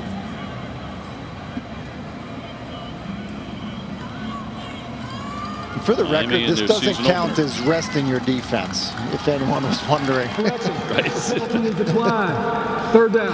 Well, okay, that does. Bill Clark is like, no. If we can remove it down, we'll do it. Decline the penalty and move on. The third down coming up. 3rd and 19 for King and the Canes.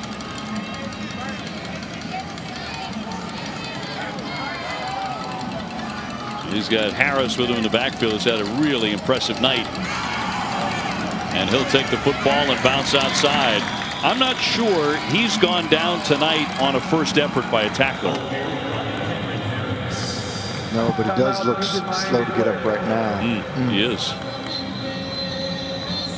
And clutching at the knee, it looks like. It's 3rd and forever. You're doing the right thing by, you know, handing the football off. Oh man. Yeah, Cameron Harris, he took a shot. He's been delivering them tonight, but he's down at the moment. We'll take a break. 31-14 Miami. ACC Network Football is presented by Dr. Pepper, the official drink of Fansville. Some of the defensive greats who have come through Miami, and there have been a lot of them Tim Hasselbeck, 5 times winning national championships. What an array of great players here. So many good players. You know, a few of their draft highlight tapes, I was prominently featured, which is never a good thing. 31-14, the Canes with 11:50 to go. Headley back to punt. It's 4th and 15. I think it's unmistakable that Australian rules football style, as this one will bounce out.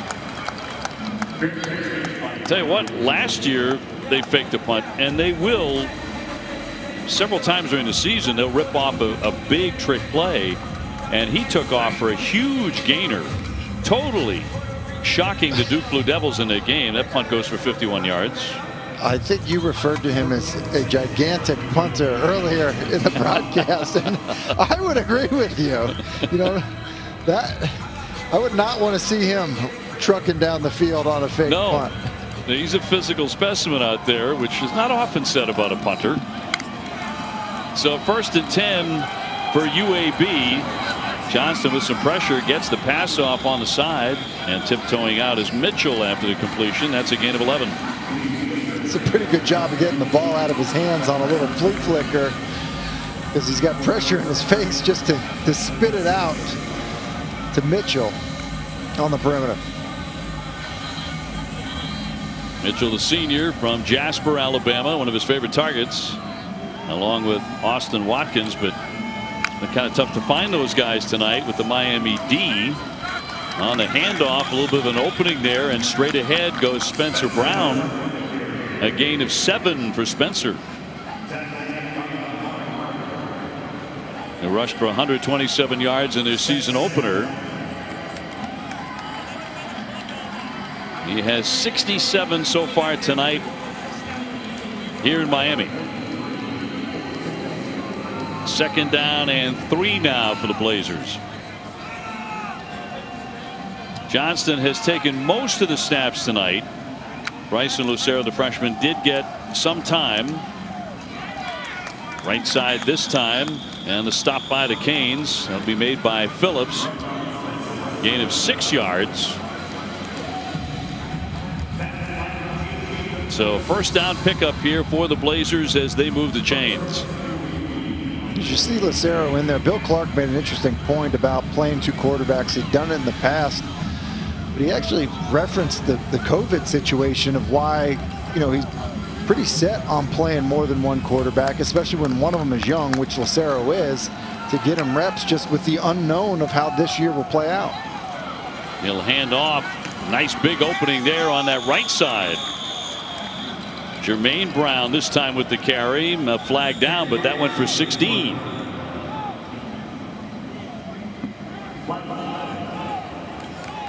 So the sophomore with a nice gain, but we'll see what happened here with the flag. Personal foul, targeting, number 5, defense, 15-yard penalty. The previous play is under further review. That is Amari Carter targeting. And there's a new addendum to the rule this season, but take a look at this.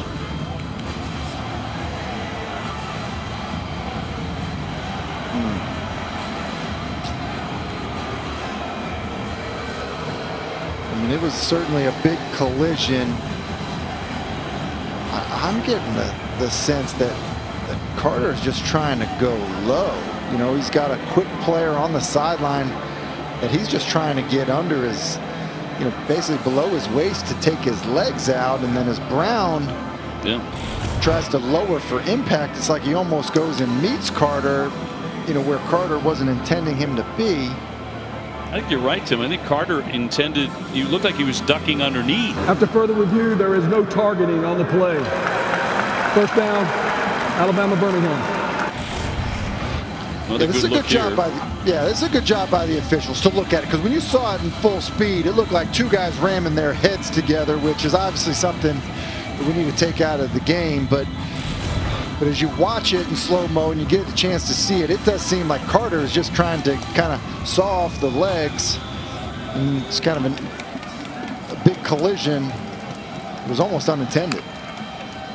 First down 10. Handoff for Jermaine Brown. He gets stretched out and pushed out. Well, as you know, a disqualified player is one who has committed a targeting foul. It didn't happen here, but that player is declared ineligible for further participation in the game. This year, a disqualified player may now remain in the team area, does not have to leave and go back to the locker room, as has been the case in the past. And look, I like that adjustment because, you know, kind of you're sending somebody off into the locker room all by themselves.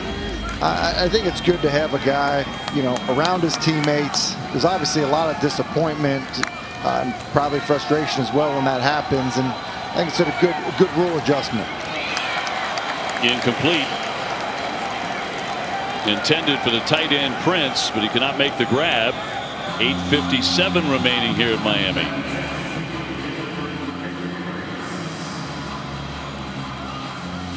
Now, of course, an ejected player has to leave the player area, the enclosure, under the escort of a team personnel member before the next play. But disqualification, that's a different matter. Third down and 16.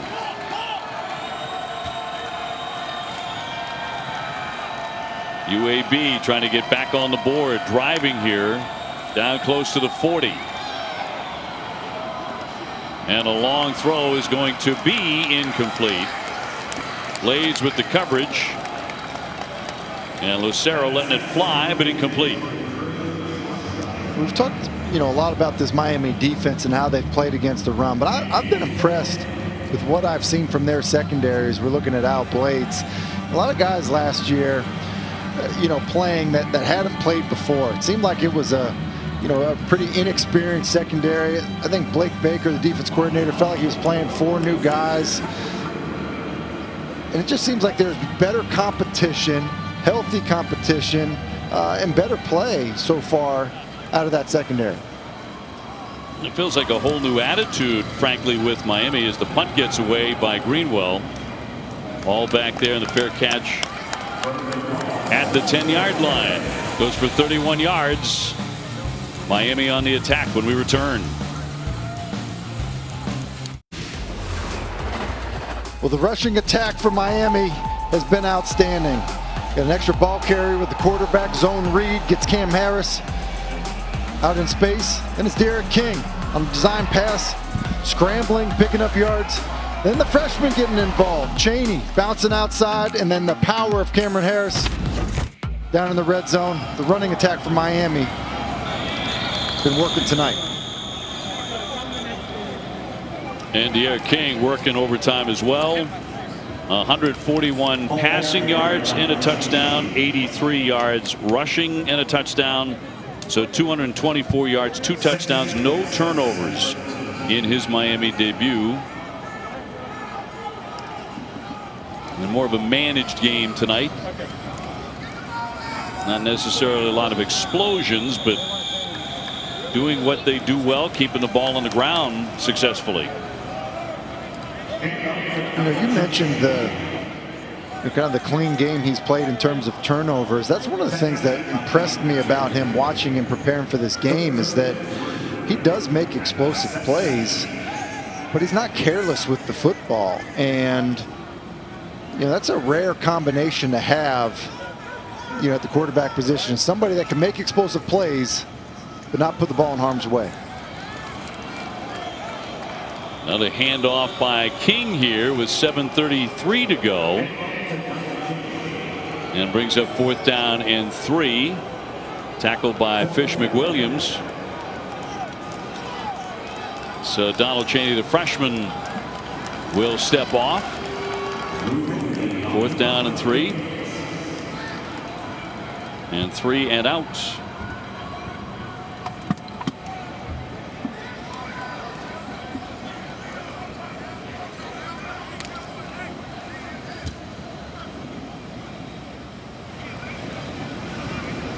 So Miami forced to punt here with about 7 minutes to go in the contest. And it's Headley again to launch it.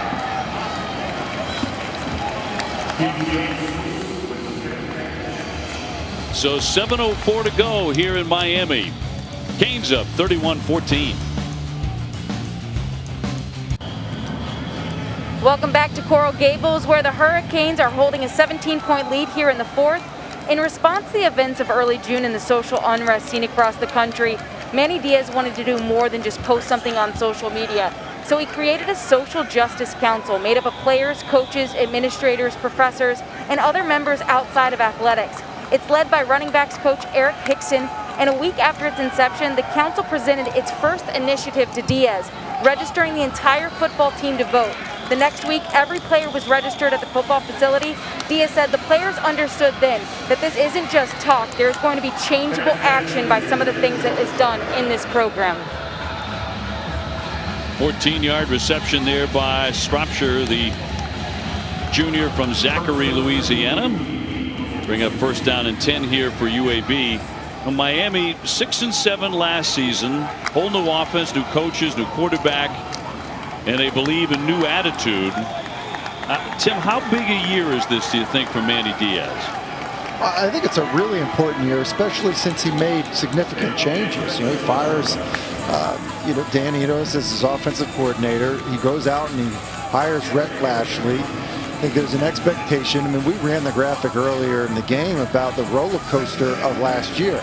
Some of the losses a year ago, just unacceptable for the University of Miami and its football program. And so I think that there needs to be a drastic improvement.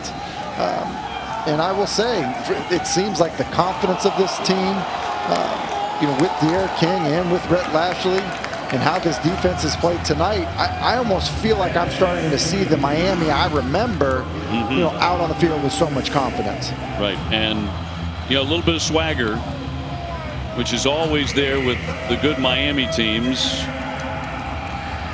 Tipped pass there, and nearly intercepted as Carter was in on the play. Lucero back in there at quarterback for UAB. So Blazers shuffling between Johnston and Lucero here in the fourth quarter. And now Lucero getting another chance in the pocket. Good time and a good arm. He shows that off. You talked about the patience he has in there and the composure. That's a 12-yard gain. Yeah, he seems like a natural passer to me. I know that Bill Clark gave him a Tim Tebow comparison, but when I see him in the pocket, he looks like a guy that's a comfortable passer, even with people around his feet. Get Austin Watkins down, the wide receiver, and the senior on his back.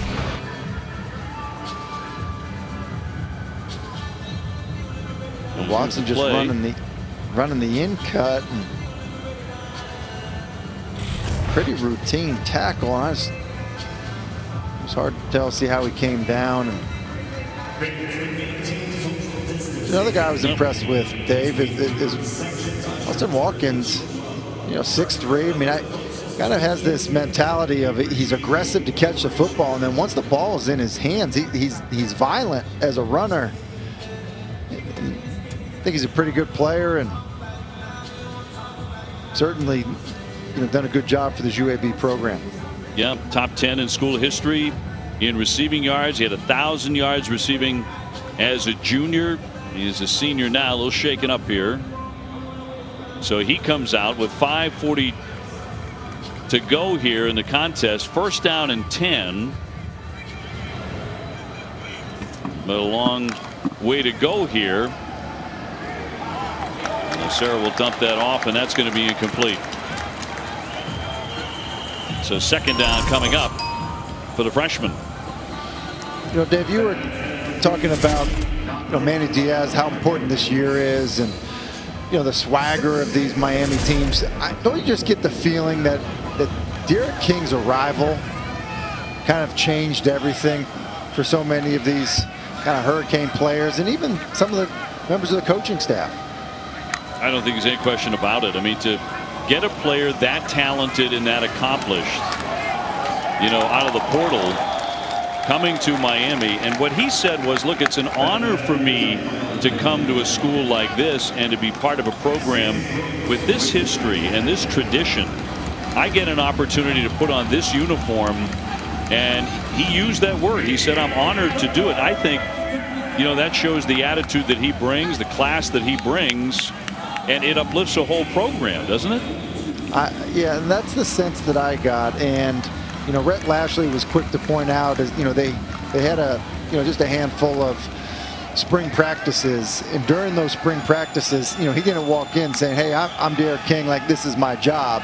So he basically just put his head down and worked.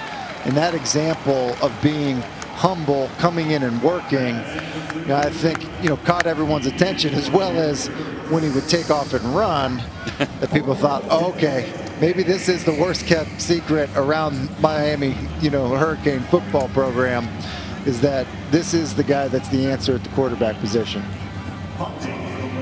Well, a huge pickup for the program, trying to get back to that elite status that Miami enjoyed for so long, and 5 national championships along the way. Greenwell back to get the punt away for UAB. And a fair catch around the 6-yard line by Hall. A closer look at what he's done tonight. Yeah, and we've been raving about him, Dave, because of stuff like this. Free runner in the pocket, and he's just able to be a magician and get out of trouble. And then just the ability to create on plays that were designed pass plays to take off and run, the decisiveness, and then as a passer, he's been absolutely outstanding. And I think it's fair to say that there's probably some ACC defensive coordinators that are having some Lamar Jackson flashbacks, seeing what D'Eriq King is doing. And some high anxiety. Miami offensively 468 yards and counting tonight. And so King taking a breather. Perry is the new quarterback. Go see Perry, the junior from Ocala, Florida. So he'll get in and take some snaps, as King certainly did his job tonight. 2nd down and 9 in the opener for Miami, trying to go to 1-0.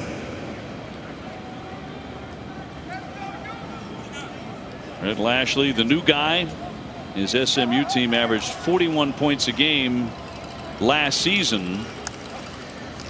His first year in Miami as the new offensive coordinator.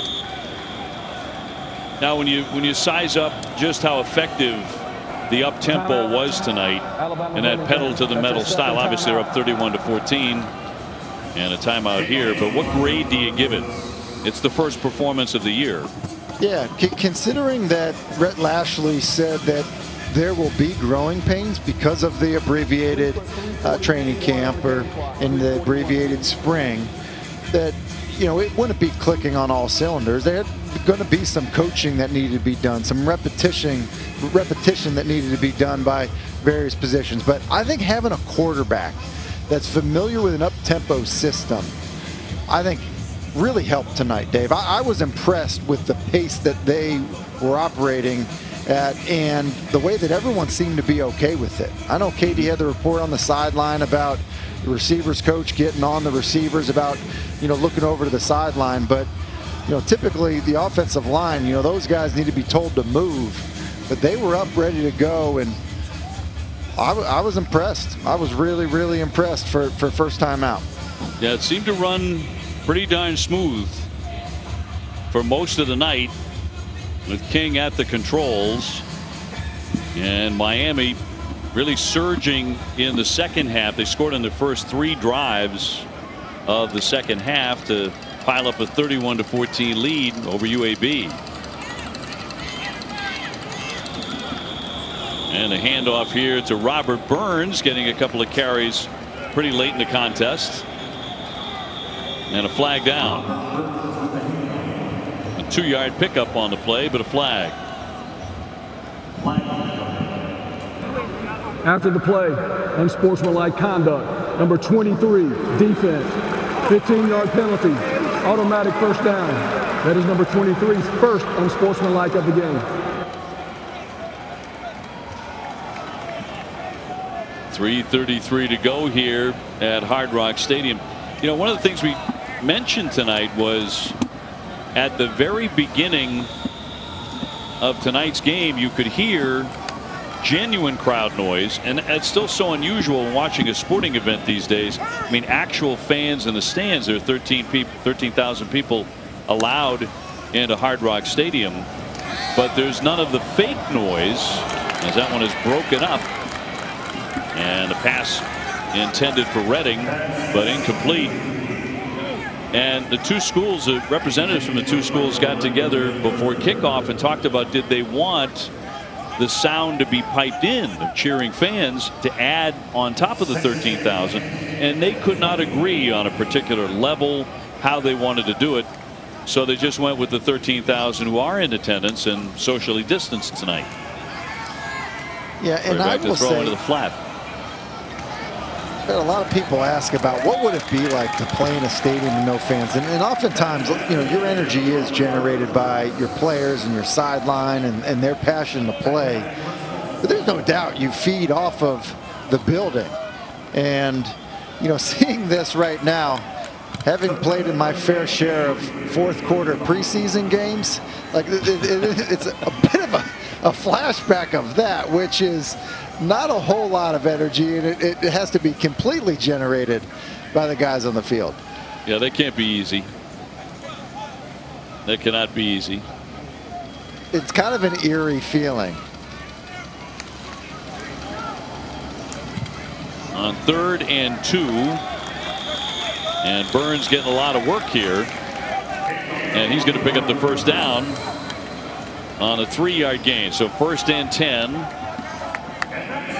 as we are moving toward the 2-minute mark here in Miami.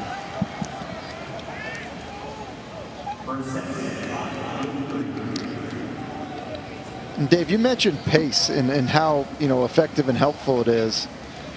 Look, I think it's a prime example. A lot of those starters on that offensive line are still out there. You want to be able to seal a game. You know, Rhett Lashley will say you throw to score, but you run to win.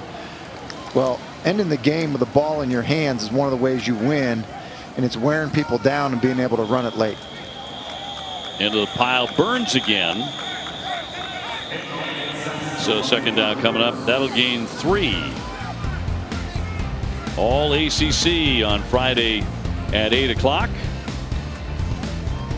And tomorrow on All ACC, Kelsey Riggs and Dallin Cup get you ready as the ACC football season gets underway. They'll take you off the field and pay tribute to the man in the red bandana whose heroics helped save as many as a dozen lives 19 years ago. Be sure to tune in at 8 p.m. Eastern on ACC Network. Miami 489 yards of offense tonight, 340 rushing. And Perry to keep that, trying to dart outside as he steps out of bounds. So under a minute to go. And the Hurricanes about to move to 1-0 and drop UAB to 1-1. Manny Diaz in his 2nd year with a brand new quarterback, and that has worked out very, very well in the season opener. They will travel to Louisville for the next game. And they will get Clemson. They go to Clemson on the 10th of October. 3rd down and 2, and a swing pass complete. Got that out to Marshall Few for the gain. He picks up 5 yards.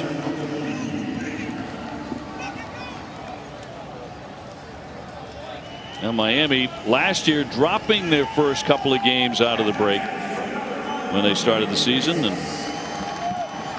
it's not going to happen this year. Getting off in style with a 31-14 lead in the final seconds of this game. And I think that will go a long way too in terms of the confidence of this football team and what you're building on, especially around a quarterback that seems to energize your offense. Nowhere to hide for Perry as he's tied up on what will be the final play of this game. So Manny Diaz in Miami to celebrate a victory tonight in their home stadium, Hard Rock Stadium in Miami Gardens. The final score 31-14, knocking off UAB. And a fine way to begin the season for the Canes, with a star at quarterback and De'Ara King, as he leads the Canes to the victory. And man, did they do it on the ground. And King with a touchdown run and pass now in 16 consecutive games, both a run and a pass for a touchdown. That is a record. 16 consecutive games he adds to that tonight. So quite impressive. Really impressive when you think about it, and when you're breaking a Tim Tebow college record. Obviously there's a lot of production that's been built in there, and I would think that De'Ara King's got a chance to continue to extend that record with the way that this offense is operating, the way that they're calling plays, and quite honestly the way that they're going to use De'Ara King. Miami with 337 rushing yards. So give a lot of credit to their offensive line as well. So almost 500 total yards for the Canes in this victory. So one would have to say that their new offense, that up-tempo style, that super fast style, is off to a really quick start. It is, and it's buy-in, and I think that's one of the things that Rhett Lashley talked about, is he wanted buy-in to prove that it would be successful. You can hear coaches saying it, but if you tell them, hey, look, this will work, this will help us run the football. A little zone read here to Cameron Harris on 4th and 1. He's able to pop loose. And then down in the red zone, letting the quarterback just take off and run. Be decisive. Decide to take off into the end zone. Then down in tight, going back to that powerful back, Cameron Harris. Muscle his way in. And I think you see runs like this. When these guys will watch this stuff on film, they will be encouraged by it, and they will continue, I think, to end up building on it. Well, how about this? 78 offensive plays run by Miami. They didn't turn the ball over once. So there are a lot of numbers that they can, feast on after a victory like this against a really fine opponent that is going to be tough for anybody to beat the rest of the way in UAB, and they have their own outstanding tradition, and Miami wins it 31-14. Let's go back to Katie George with Manny Diaz. Manny, first game out, there's sure to be some rust, a few mistakes here and there. What are your overall thoughts on the way that your team performed tonight? Proud of the way we competed. That's a tough UAB team. To put 337 rushing yards, almost 500 yards of offense, no one does that to them. So really proud of our guys, proud of our offensive line. I thought defensively for the majority of the night, I thought we were really outstanding. Getting the ball back to our offense, giving a chance to kind of get in a rhythm, get going. We didn't finish the game great. We have to learn how to play better in the fourth quarter with the lead. But overall, a win. We're very proud of our guys. Speaking of all those yards of offense, how effective do you think the up-tempo pace of the offense was tonight? You could see it in this humidity. It started to wear down on our opposition. We think we should have more depth than people that we play, and you start to see when we were leaning on those guys that I think that explains a lot of the rushing yards. For De'Ara personally, the way he carries himself on the field, the way that he plays the game, can you feel that he instills confidence in the players around him? They love him, and whether that's him diving in for the touchdown or him on Cam Harris breaking a run and Derek leads and throws a block. I mean, that's the leader that everybody wants to follow. Thanks for the time. Congratulations. Thank you. In fact, that last play was the play of the game as far as Tim Hasselbeck was concerned. The one he talked about there, the quarterback throwing the block. The play maybe of the year. Tim, thanks so much. Great to see you again. Great job by Katie George. 31-14. Hurricanes win in their opener.